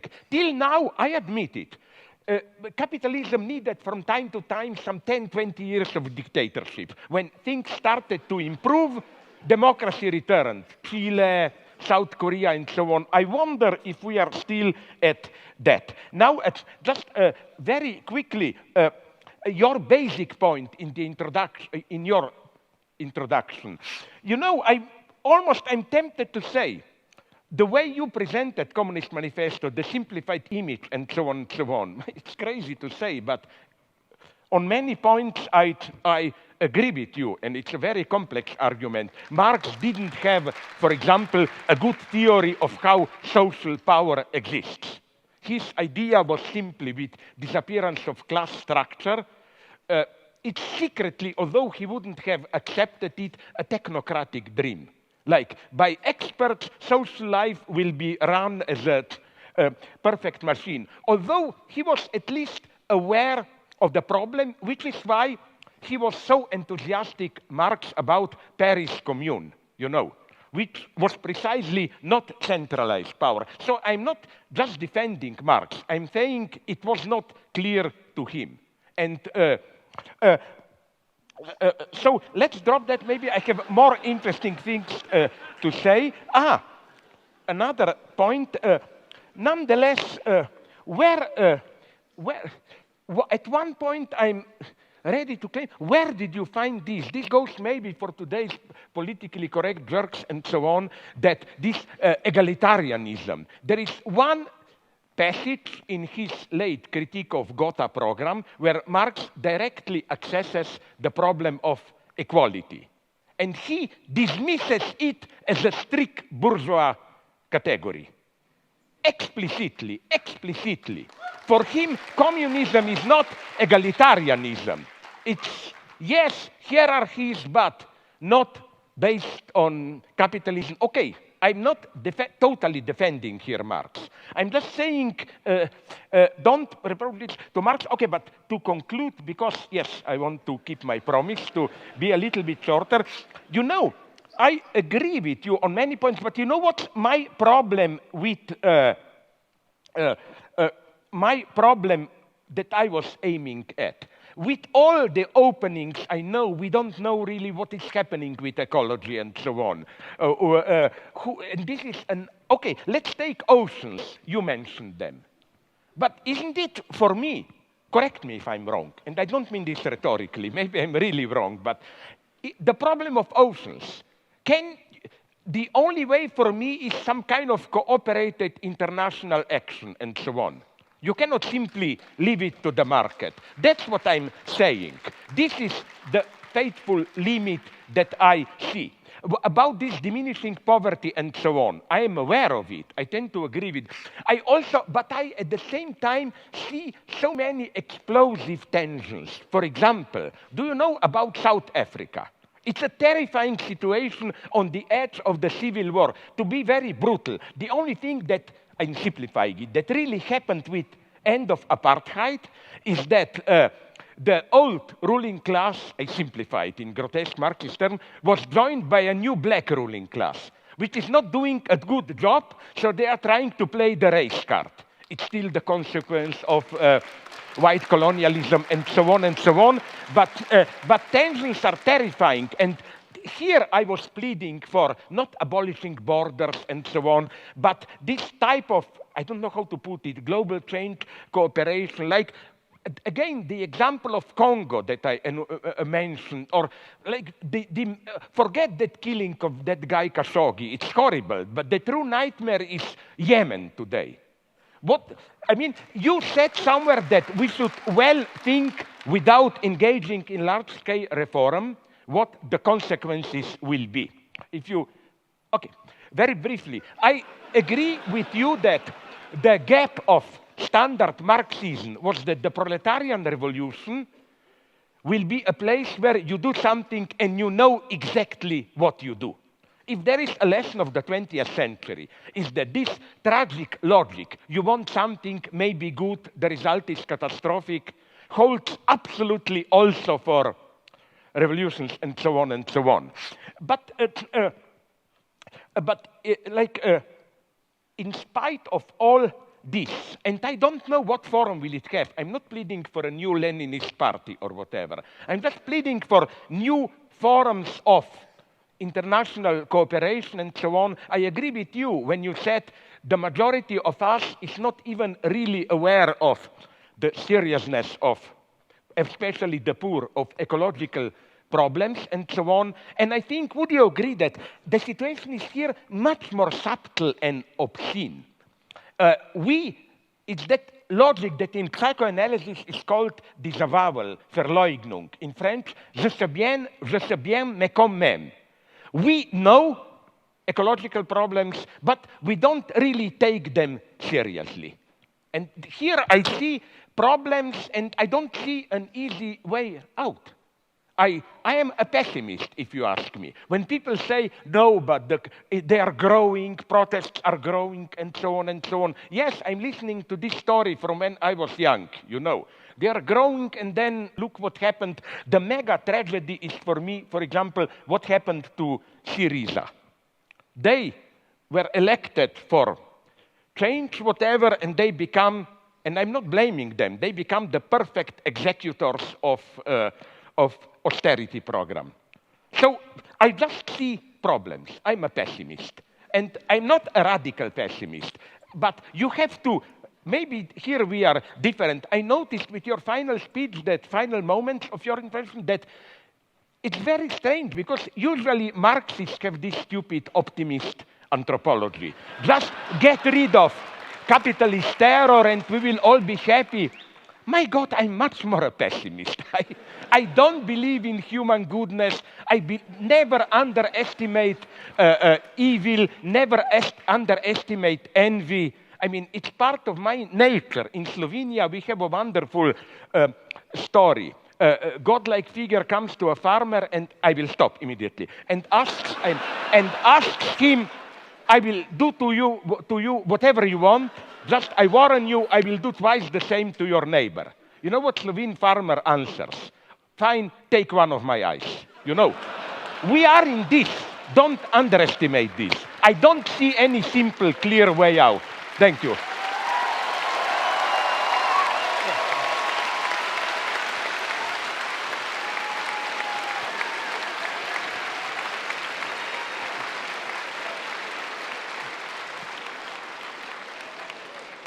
Thank you both very much. It's pretty clear, I think, to all of us that you both have quite a bit to say to each other.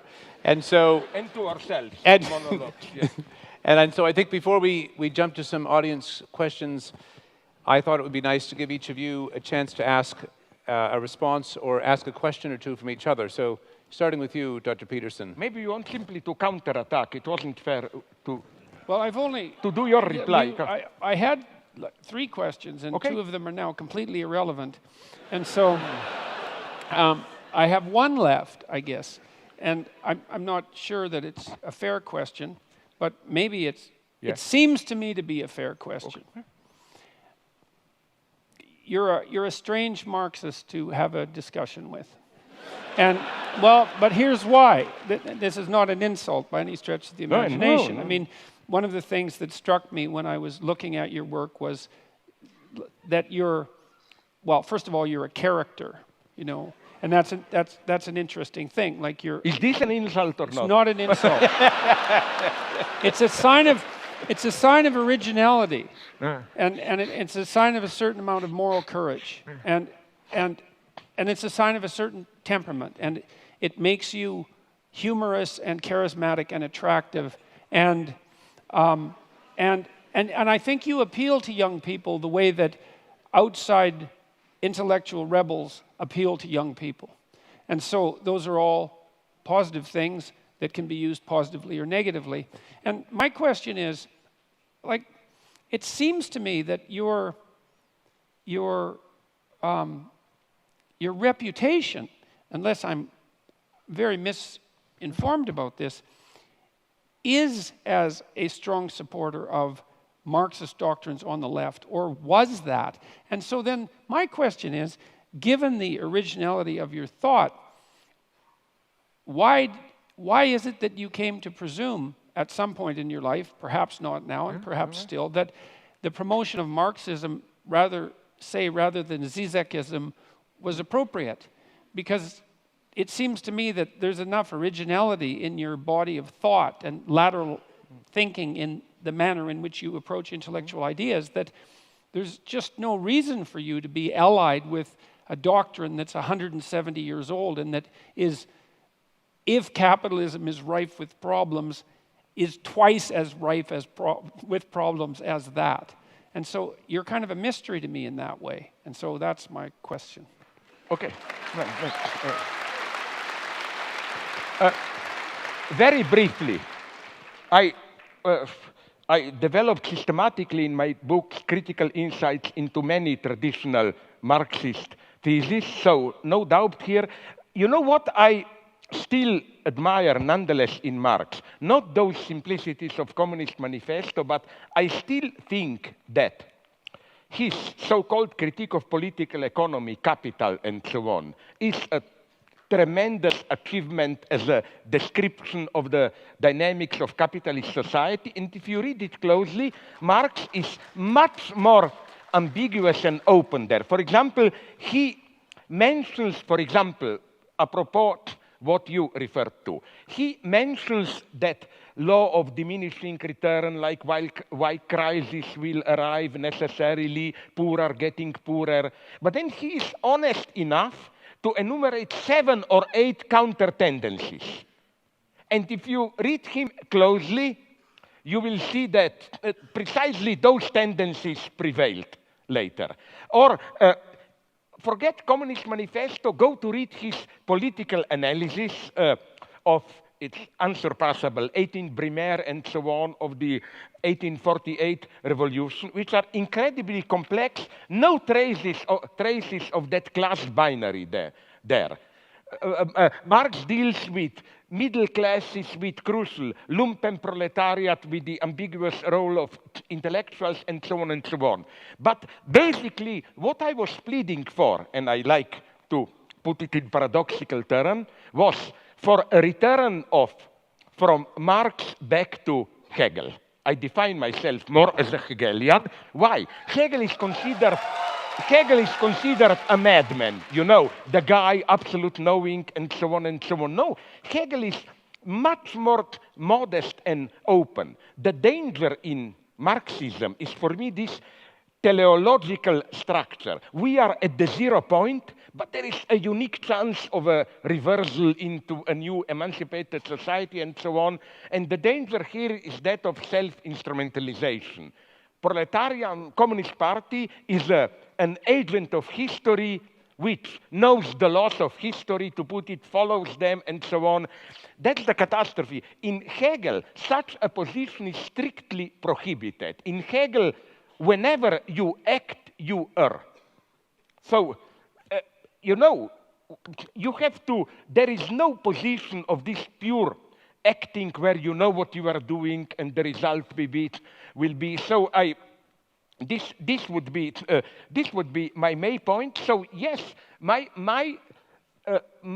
formula is kind of ironically, I know Hegel is the greatest idealist, materialist reversal of Marx by turning back to Hegel. For Hegel says in a part that people don't read, Introduction to forward to philosophy of right, he says explicitly that the owl of Minerva takes off in the evening when there is dusk. So philosophy can just grasp a social order when it's already in its decay. Philosophy cannot see into the future. It's radical openness. We need this openness today. The tragedy today, maybe we agree here, is that we really don't have a basic, how should I call it, cognitive mapping. I don't think we have here a clear insight into where we stand, where we are moving, and so on and so on. So I'm much more, again, sincerely of a pessimist. Please, yeah, reply. Can I ask you now a question? Let me reply? respond, Yeah, and then you can ask me a question. Of course. So, Sorry. well, I don't have anything to quibble about with what you just said. But, Well, no, there's not even a but, really. It's that even if what you said about Marx's more sophisticated thought is true, I think the unfortunate reality is that any support for Marxism, especially directed towards those who are young, is likely to be read as support for the most radical and revolutionary proclivities. And I would say that as they're outlined in the document that I described, in the Communist Manifesto, that they're of extraordinary danger. And so it seems to me that by attempting to, rescue the sheep, you've sort of invited the dragon into the house. And that seems to me to be dangerous and unfortunate. Here I can answer you by asking you my question. Because, very naively, you mentioned, Marx, first, do you really, where did you find the data that I simply don't see it? Okay, let me begin by this. You designate your, under quotation marks, I'm not characterizing here, enemy, or what you are fighting against, as sometimes you call it postmodern neo-Marxism. I know what you mean, all this, from political correctness to these excesses of whatever spirit of envy and so on and so on. Do you think they are really, where did you find this data? I don't know them. I would ask you here, give me some names or whatever. Where are the Marxists here? I don't know any. Who is a Marxist here?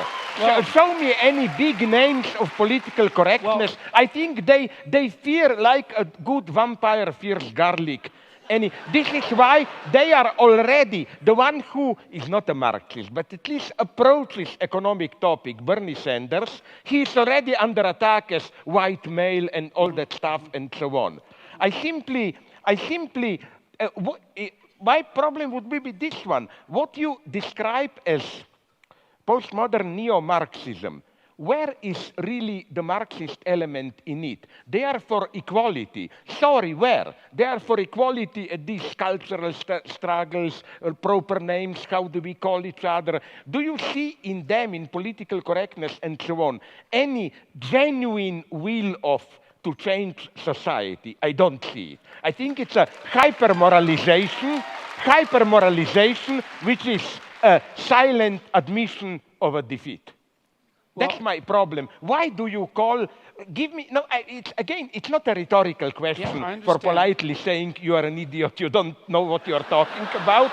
It's simply, I would like to know, because you, and I like this often, when you attack somebody, you said aggressively, and what should? Read more, tell me, whom. So I'm asking you now, not read more, I don't advise you, but who are? Give me some names and so on, and who are these postmodern, egalitarian, neo-Marxist, and where do you see any kind even of Marxism? I see in it mostly an impotent, an utterly impotent moralization. Please, I'm so sorry that I was too long. No, that's no problem. Please. Well, I mean, organization like Jonathan Haidt's, what's it called? Heterodox Academy, and other organizations like that have documented an absolute dearth of conservative voices in the social sciences and the humanities, and about 25%, according to the what I think are reliable surveys, approximately 25% of social scientists in the US identify themselves as Marxists. And so there's that.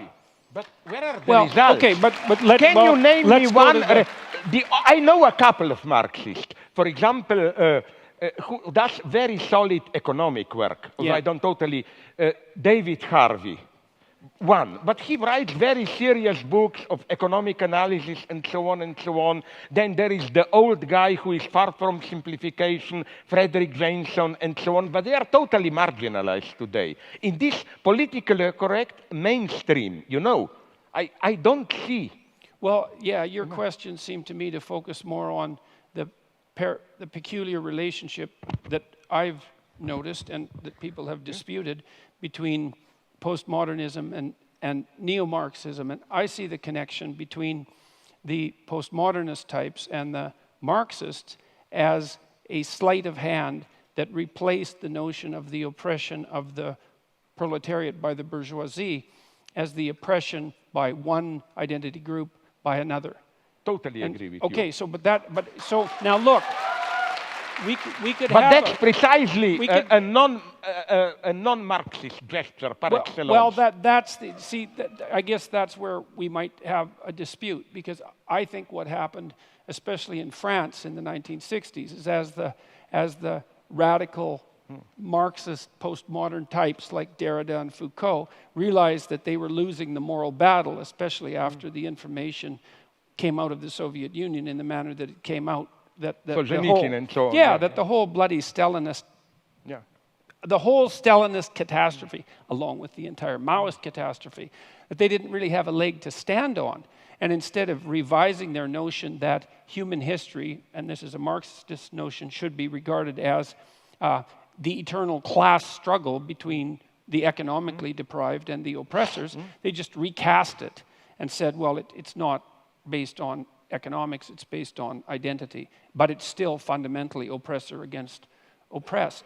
And to me, that meant that they smuggled the fundamental narrative of Marxism and many of its goals back into the argument without ever admitting that they did so. Now, I've been criticized, for this supposition, because people who are postmodernists say, look, one of the hallmarks of postmodernism is skepticism of meta-narratives. It's like, I know that perfectly well. And I also know that Marxism is a meta-narrative, and so you shouldn't be able to be a postmodernist and a Marxist. But I still see the union of those two things in the insistence that the appropriate way to look at the world is to view it as the battleground between groups defined by a particular between individuals defined by a particular group identity, so that the group identity becomes paramount, and then the proper reading is always oppressor versus oppressed.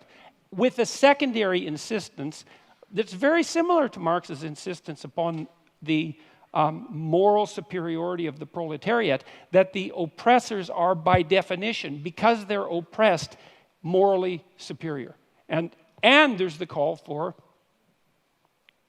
perhaps not revolutionary change, although that comes up above, but change in the structure so that oppression disappears, so that a certain form of equality comes about. Now, you argued that Marx wasn't a believer in equality of outcome, and I'm not so sure about that, because his notion of the eventual utopia that would constitute genuine communism was a place where all class divisions were eradicated. But so there's hierarchies. Well, there's at least an implication that the most important of the hierarchies had disappeared. And so maybe he had enough sophistication to talk about other forms of hierarchies, but if that's the case, then I can't imagine why he thought that the utopia that would emerge as a consequence of the elimination of economic hierarchies would be a utopia. Because if there were other forms of hierarchies that still existed, people would be just as contentious about them as they are now. Like we have hierarchies of attractiveness, for example, that have nothing to do with economics or very little to do with economics, and there's no shortage of contention around that or any other form of ability. And so that's why I associate the social justice types who are basically postmodernist with Marx, they're postmodernist, with Marxism. It's the insistence that you view the world through the narrative of oppressed versus oppressor. And I think it's a catastrophe. I think it's a catastrophe. And you appear to think that it's a catastrophe as well. Just one sentence, and then you can reply. It's so strange that you mention, for example, somebody like Foucault, who, for me, are you aware that his main target was Marxism? Okay, for him represented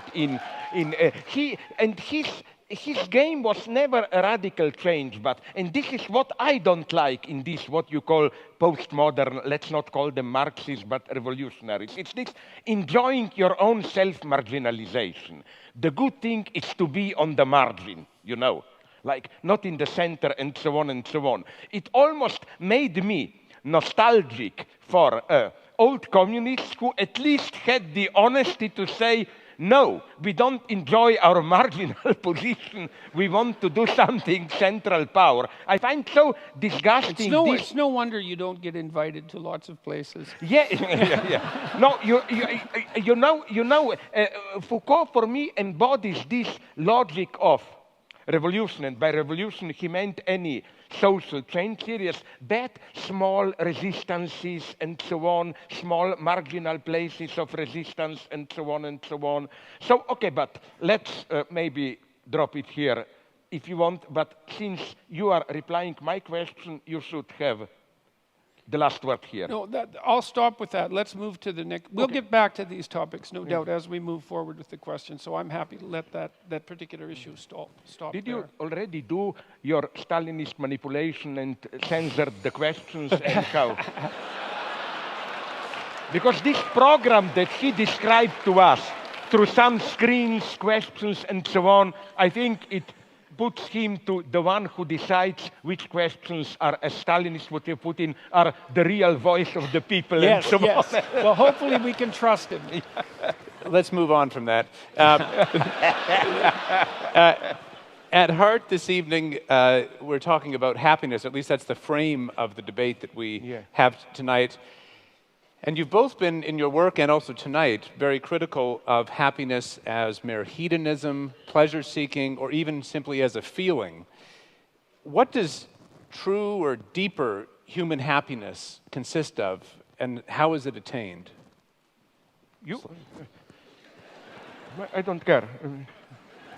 Well, I don't. First of all, there's something you said 5 minutes ago or so. I think you were still at the podium.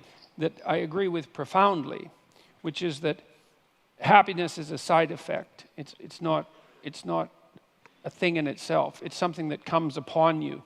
It's like an act of grace in some sense. And my sense is I accept even the theological undertone of what you said. Okay, no, the category of grace can be used in a perfect atheist sense. It's one of the deepest categories. Yeah, well, I'm sorry. Okay, good. Well, I would think that we could find agreement about that partly because of your psychoanalytic background. You know perfectly well that we're subject to forces within us that aren't of our voluntary control.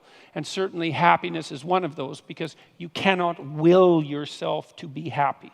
You might be able to will yourself to be unhappy, but you can't will yourself to be happy. There are certain preconditions that have to be met that are quite mysterious in order for you to be happy, and then it happens. And then maybe, if you're wise, you regard that as a minor incomprehensible miracle that somehow you happen to be in the right place at the right time.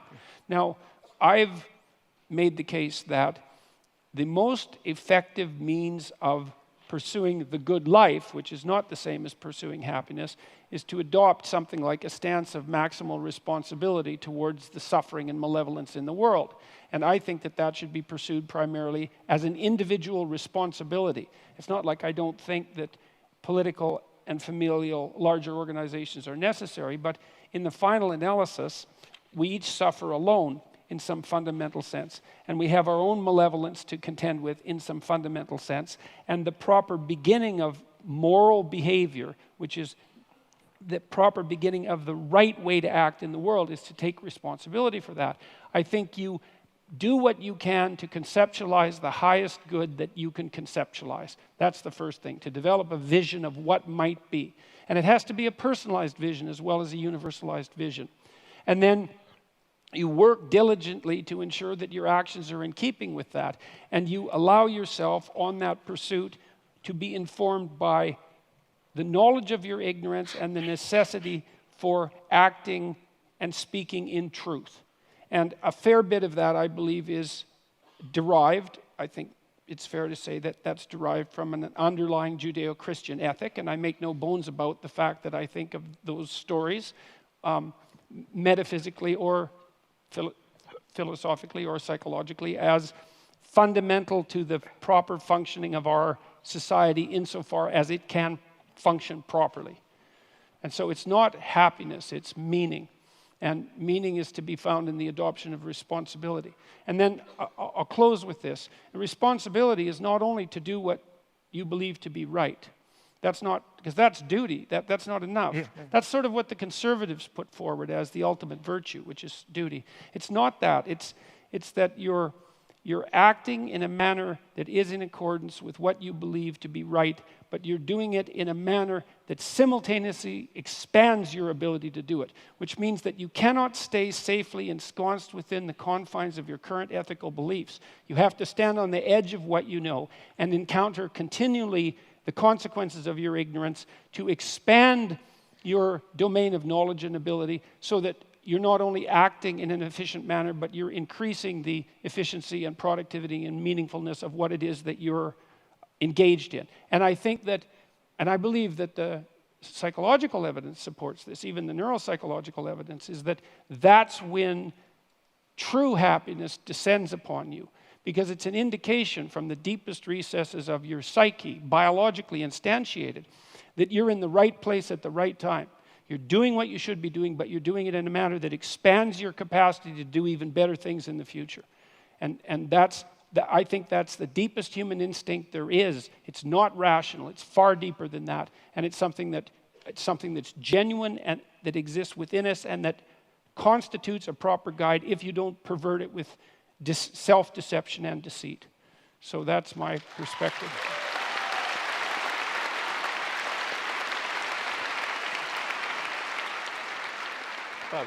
Yeah, okay.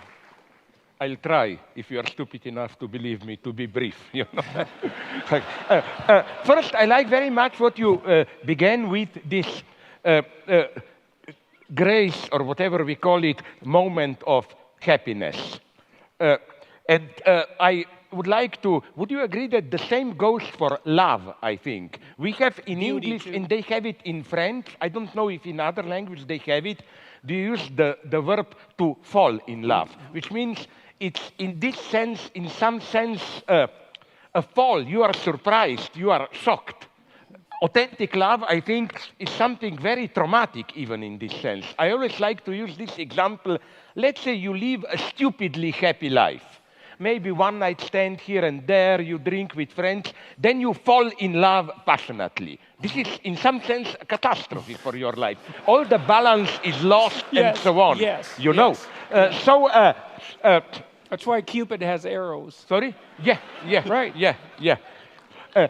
Absolutely. So, where I, second, surprisingly maybe for you, I agree with your point about Judeo-Christian legacy, for which I am very much attacked, Eurocentrist and so on and so on. You know, I wonder if you would agree with it. I will try to condense it very much. You know what's for me the deepest, I simplify it to the utmost, something unheard of, and I as an atheist accept the spiritual value of it, happens in Christianity. In other religions you have God up there, we fall from God, and then we try to climb back through spiritual discipline, whatever, training, good deeds, and so on and so on. The formula of Christianity is a totally different one.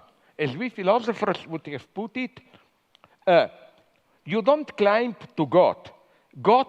You are free in a Christian sense when you discover that the distance that separates you from God is inscribed into God himself. That's why I agree with those intelligent theologists, like my favorite, Gilbert Keith Chesterton, who said that the cross, the crucifixion, is something absolutely unique because in that moment of Eli, Eli, lama sabachthani, Father, why have you abandoned me? For a brief moment, symbolically, God himself becomes an atheist in the sense of, you get a gap there. And that is something so absolutely unique. It means that you are not simply separated from God. Your separation from God is part of divinity itself. And we can then put it also in other terms, maybe closer to you, like that.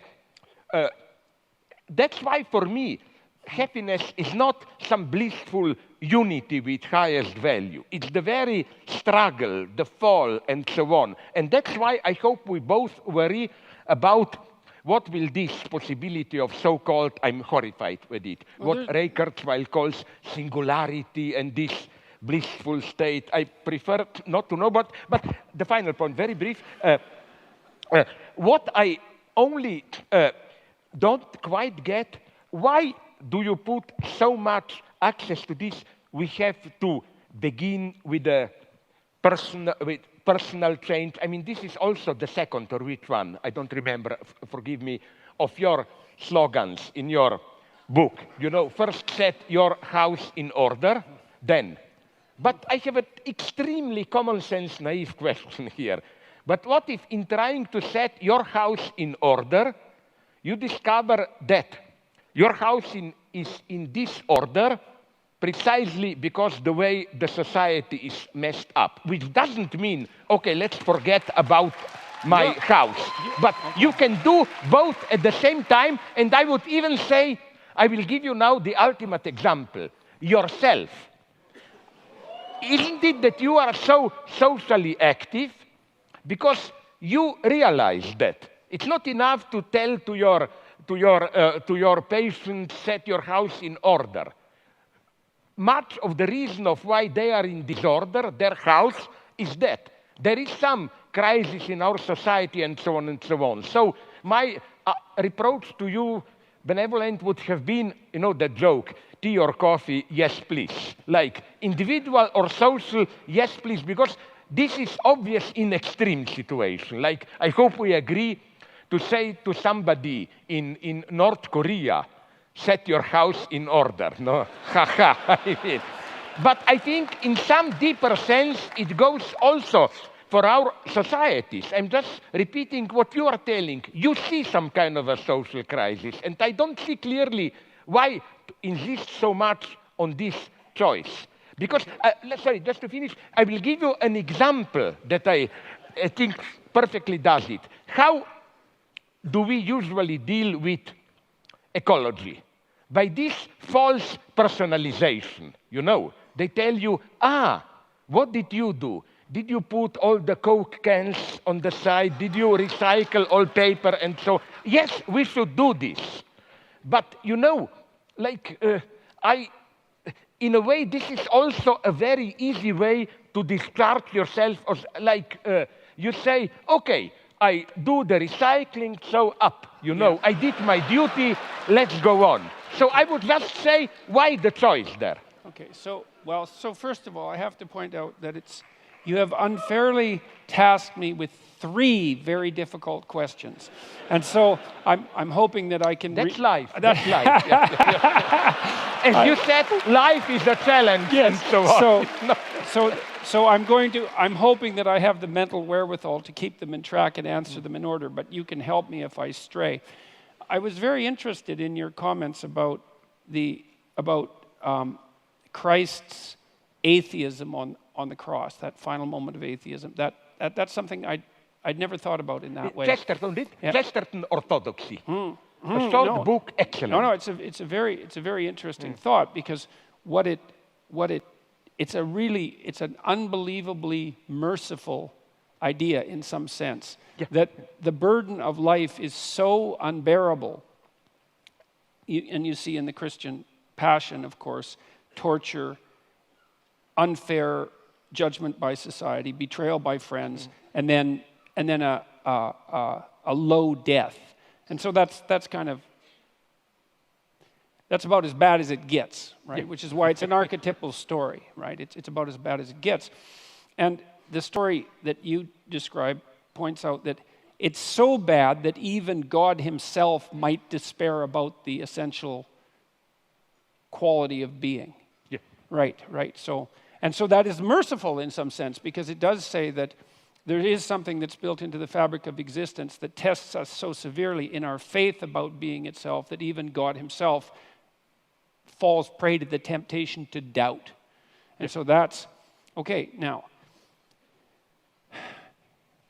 this is where things get very complicated, because I want to use that in part to answer the other questions that you answered. Look, there's a very large clinical literature that suggests that if you want to develop optimal resilience, what you do is you lay out a pathway towards somewhere better. Someone comes in, they have a problem. You try to figure out what the problem is, and then you try to figure out what might constitute a solution. And so you have something approximating a map, right?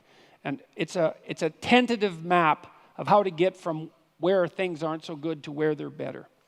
And then you have the person go out in the world and confront those things that they're avoiding, that are stopping them from moving towards that higher place. And there's an archetypal reality to that. It's you're in a fallen state, you're attempting to redeem yourself, and there's a process by which that has to occur. And that process involves voluntary confrontation with what you're afraid of, disgusted by, and inclined to avoid. And that works. Every psychological school agrees upon that, is that exposure therapy, the psychoanalysts expose you to the tragedies of your past, and redeem you in that manner. And the behaviorists expose you to the terrors of the present and redeem you in that manner. But there's a broad agreement across psychological schools that works. And my sense is that we're called upon as individuals precisely to do that in our life, is that we are faced by this unbearable reality that you made reference to when you talked about the situation on the cross, is that life itself is fundamentally, and this is a pessimism that we might share, is fundamentally suffering and malevolence. But, and this is I think where we differ, I believe that the evidence suggests that the light that you discover in your life is proportionate to the amount of the darkness that you're willing to forthrightly confront, and that there's no necessary upper limit to that. So I think that the good that people are capable of is actually, it's a higher good than the evil that people are capable of. And believe me, I do not say that lightly, given what I know about the evil that people are capable of. And I believe that the central psychological message of the biblical corpus, fundamentally, is that. That's why it culminates, in some sense, with the idea that it's necessary to adopt, it's necessary to confront the devil and to accept your, what would you say, the unjustness of your tortured mortality. If you can do that, it's a challenge, as you just pointed out, that's sufficient to challenge even God himself, that you have the best chance of transcending it and living the kind of life that will set your house in order and everyone's house in order at the same time. And so I think that's even true in states like North Korea.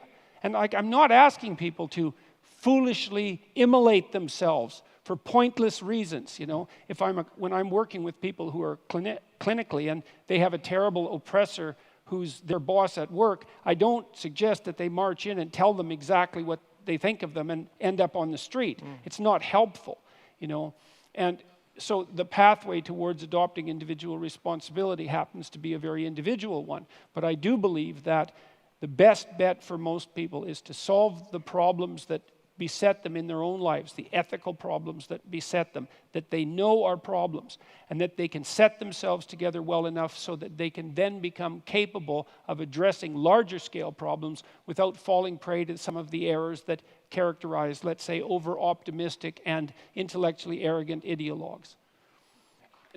I'll close, but very briefly. Let me close with one thing. One of my favorite quotes from Carl Jung, it's actually a quote that I used at the beginning of my first book, which was called Maps of Meaning, was that if you take a personal problem seriously enough, you will simultaneously solve a social problem. And this bears on your point, because it's not like your small family, even the relationship between you and your wife, is immune in some sense to the broader social problems around you. And so let's say right now there's tremendous tension between men and women in the West, and that's certainly the case given the divorce rate. Let's say that would be some evidence. And the later and later ages that people are waiting to become, enter into permanent relationships.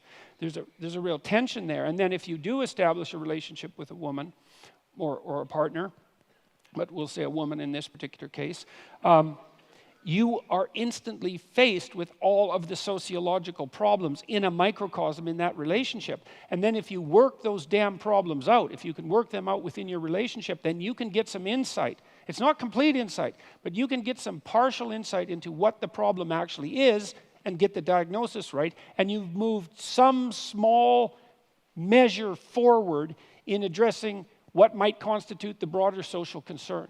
And what's even better, you're punished for your own goddamn mistakes.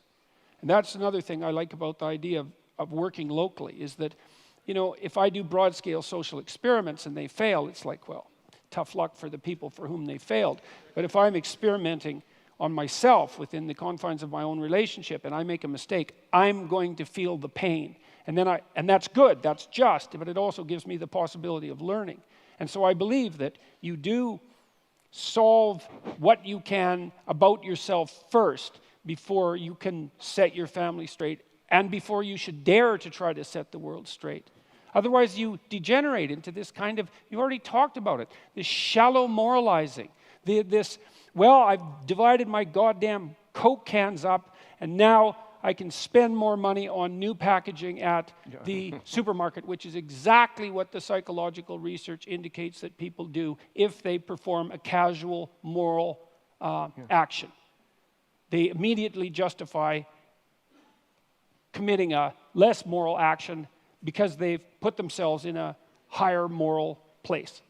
And you might, if you were a real pessimist, you'd say, well, that's why they performed the action to begin with. I think that's often true. That's associated with that shallow moralizing. Are we too much in this direction? Or again, I will put in my Stalinist terms, would you go as far as to say, who needs the people? We talk for the people and we know better than the people.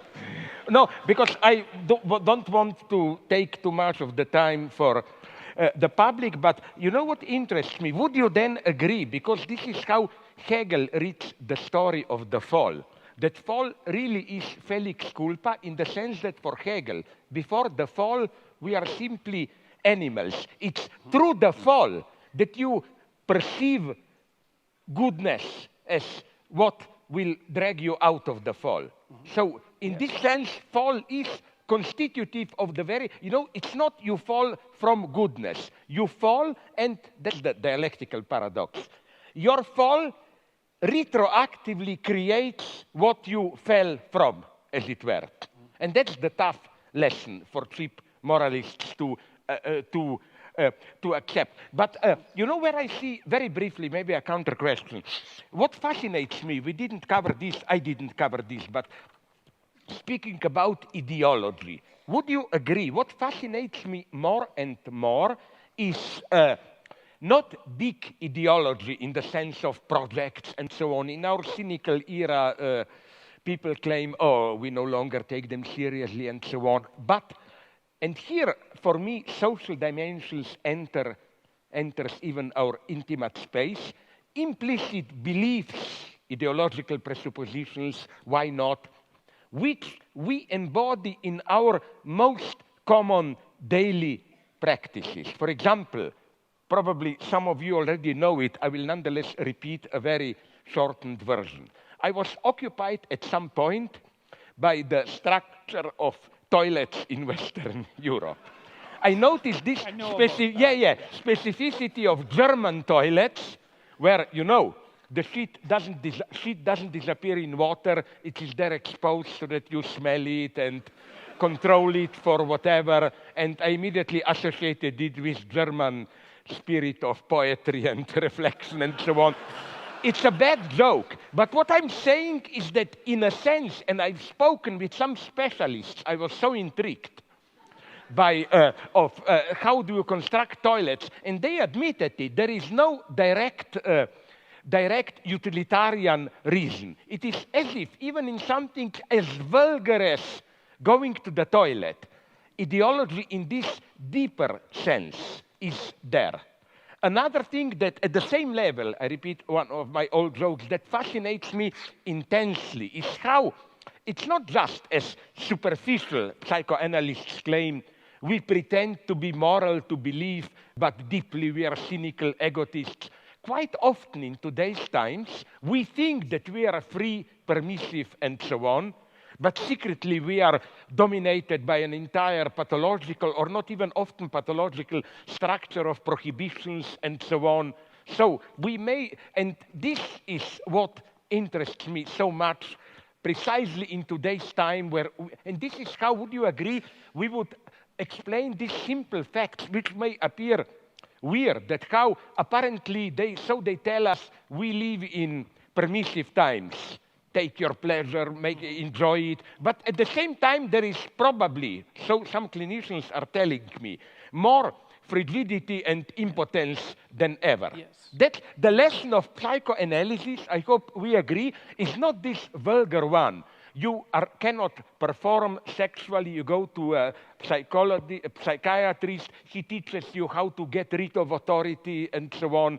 It's a much more complex situation. And this is what interests me immensely. All this set of implicit beliefs, how you don't even know, but you know, I will repeat the story that half of you know and you. My favorite, that Niels Bohr anecdote. You know, he had a house outside Copenhagen, the quantum physics guy, and he had a horseshoe, a superstitious, above his door, yes. And then a friend asked him, but do you believe in it? Why do you have it there? And he said, of course not, I'm a scientist. Why then do you have it there? Because I was told it works. The idea is it prevents evil spirits to enter the house. It works even if you don't believe in it. Ne? That's ideology today. That's ideology today. It's fundamental. Okay,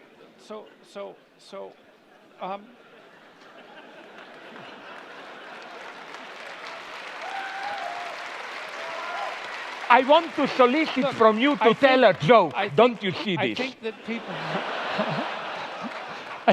I think that people are possessed by ideas that aren't theirs. And their personalities that aren't theirs. And that's the great psychoanalytic insight. It's not ideas, it's personalities. It's way worse than ideas.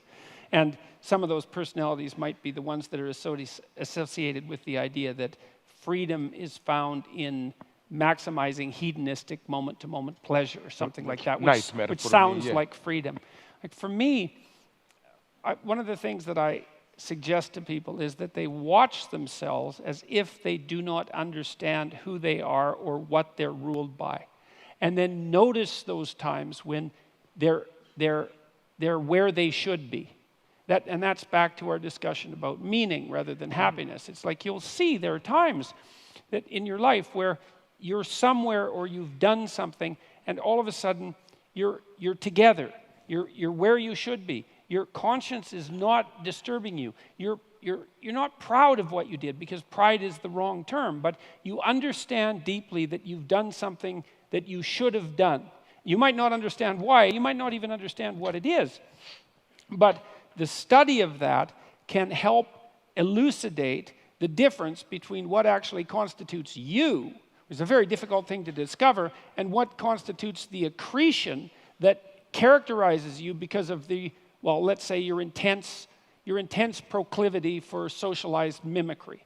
And so, you know, I don't mean you personally, but people are amalgams of everything they've seen and everything every person they've watched. Yes, and everything they've read. And to integrate that and to find the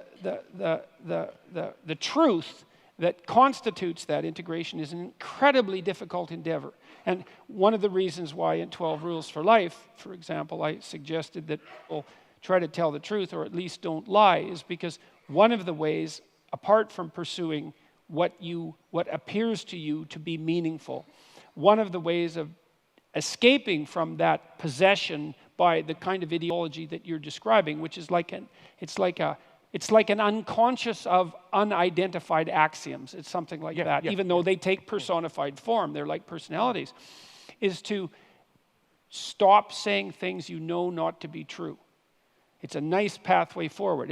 The original rule was tell the truth. And I thought, no, that's not any good because you're so biased and limited and ignorant and possessed that you don't know what the truth is. And so you can't be asked to tell it. But everyone does have the experience of being about to say or do something that they know by their own,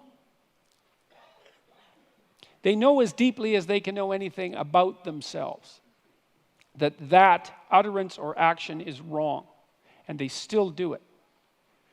Now, my suggestion is, try to stop doing that. And one of the consequences, well, you can try in small ways, like you might not be able to manage it in big ways, but now and then, you're tempted to do something that you know to be wrong, and you could not do it.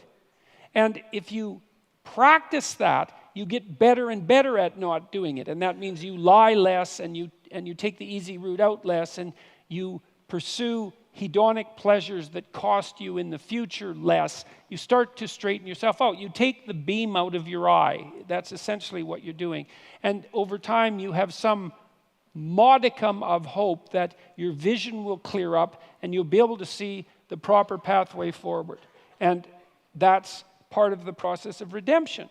And it seems to me to be in your grasp. You're capable of doing that. You have a conscience. It does inform you from time to time correctly about the difference between good and evil, the consequence, the knowledge, the consequence of the fall that you described, which I think you described in very eloquent terms, and that you can slowly make your way back to the straight and narrow path that's characterized by maximal meaning, but also, see, this instinct of meaning is a sophisticated one.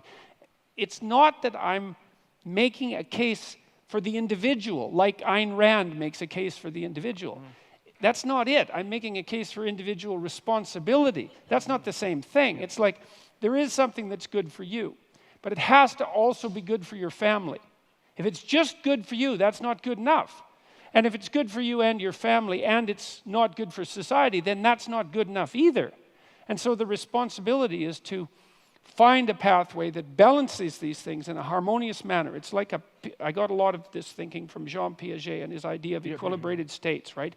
Is you're attempting to find something like a game that everyone is willing to play that can be played in an iterative manner and not degenerate. Well, hopefully actually ascend, if that's possible, hopefully become a better and better game across time. And I do believe that you can do that. I do believe that you can do that if you're guided by truth, and I do believe that the pathway to that is the phenomenology of meaning. And then the secondary consequence of that is, if you do that, now and then you might be happy. And then you should be profoundly grateful, because happiness, as we already agreed upon, is something like a grace. Just what? Basically, sorry. Again, my pessimism comes here. I agree with you, but the danger here ideology can massively enter. You describe a nice situation. You are tempted or ordered or whatever to do something that you know it's wrong. But so-called totalitarian ideologies step in at this point and try to present to you that the true greatness is to do what you individually think it's wrong for the higher cause. You know who says this wonderfully? A horrible guy, not one. Heinrich Himmler of SS. No, sorry, seriously. No, he knew the problem. Yes. German officers must do horrible things. Yes. Kill Jewish, and his solution was double. First, to let them know, as he put it somewhere, every idiot idiot. Okay, ordinary man can do something great, maybe. Not all sacrifice himself for his country. But his reply was, his point was, but it takes a truly great man to be ready to lose his soul and to do horrible things for his country. Yeah. And I read some good memoirs of relatively honest communists who broke down when they were sent to the countryside famine in early 30s. And this is what they were told by apparatchik. You will see horrible things, children starving and so on. Remember, there is the higher cause, and your highest ethical duty is to overcome this small bourgeois sentimentality. So here I see the danger of, again, my pessimism, false meaning, which can massively cover this, false narrative. Second thing, also the solution by, I wonder if you share this pessimism of mine, another one by Himmler. You know what was his sacred book I read? He all the time had a special leather-bound copy in his pocket, Bhagavad Gita. He said, his problem was this one, he puts it perfectly. Nazi officers have to do SS horrible things. How to enable them to do it without themselves becoming horrible beings? His solution was Oriental wisdom. To learn to act from distance, I am not really there, and this was the shock of my life. Based on this, do you know the book? I found a book, the guy then wrote many books, Brian Victoria, Zen at War. It's a shocking book, especially horrible for many so-called anti-Eurocentrists who claim our monotheism is guilty of everything, we need Oriental. Yeah, but that book is about apart from a couple of exceptions, the behavior of Zen Buddhist community in Japan in the 30s, early 40s. Not only they totally supported Japanese expansion into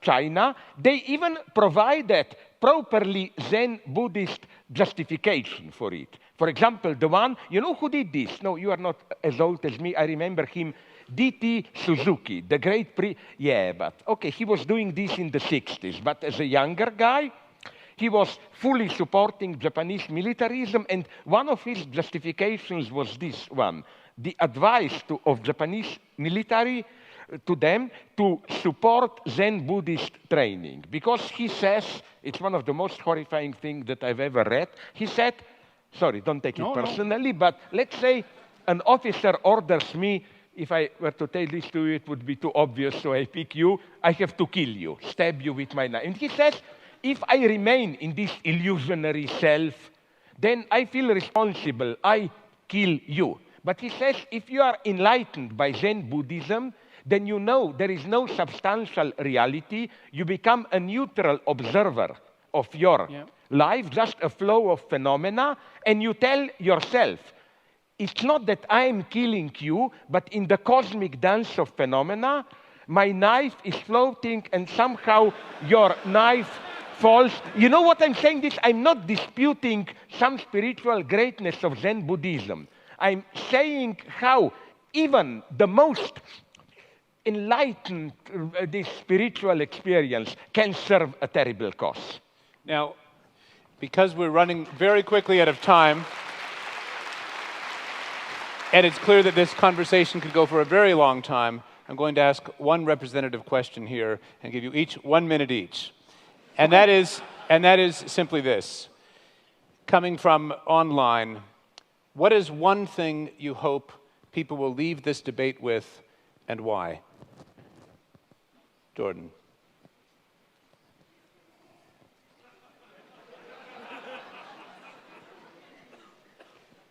I hope they leave this debate with a belief in the power of communication between people with different views.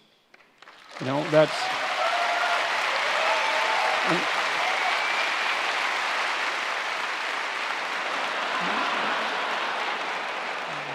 I mean, there is a growing idea on college campuses, tell me if I go over my minute, that there really is no such thing as free speech, because people are only the avatars of their group identity and they have nothing unique to say.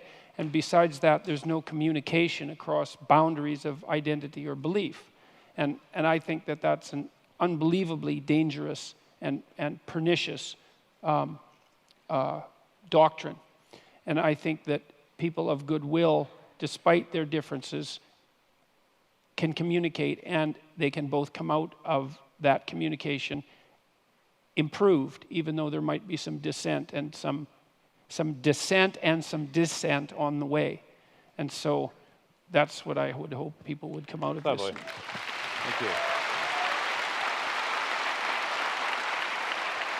I will be more concrete, even politically. There is today, so it appears, this big conflict between all that postmodern stuff that you oppose and this alt-right and so on. I hope sincerely that we made at least some people to think and to reject this simple opposition. There are quite reasonable... Well, the only alternative to alt-right is not political correctness and so on. And now I'm speaking not for you, but for me. Please, if you are a leftist, don't feel obliged to be politically correct. Think, don't be afraid to think. And especially, would you agree, one great version of not thinking is how immediately, if they don't agree with you, you are labeled a fascist. But that's the laziness. People find something they don't agree with, instead of thinking, they think about something we all agree was a bad thing, you are a fascist, and so on. You know, it's not as simple as that. Even Trump, of whom I'm deeply critical, no, I'm sorry to tell you, yes, he is a catastrophe in the long term and so on, but he is not a fascist. You make it all too easy to play these games. I just want not a positive result, but to shatter you a little bit, to make you think. I have always felt that the greatest conversations are unfinished ones. Please join me in thanking Slavoj Žižek and Jordan Peterson for a great unfinished conversation.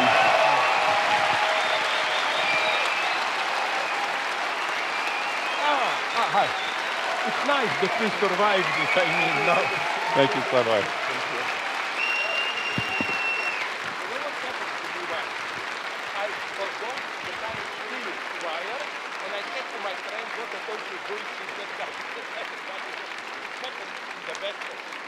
Shall we wave to everyone? All right.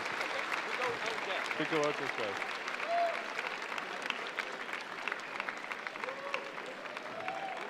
Good night, everyone.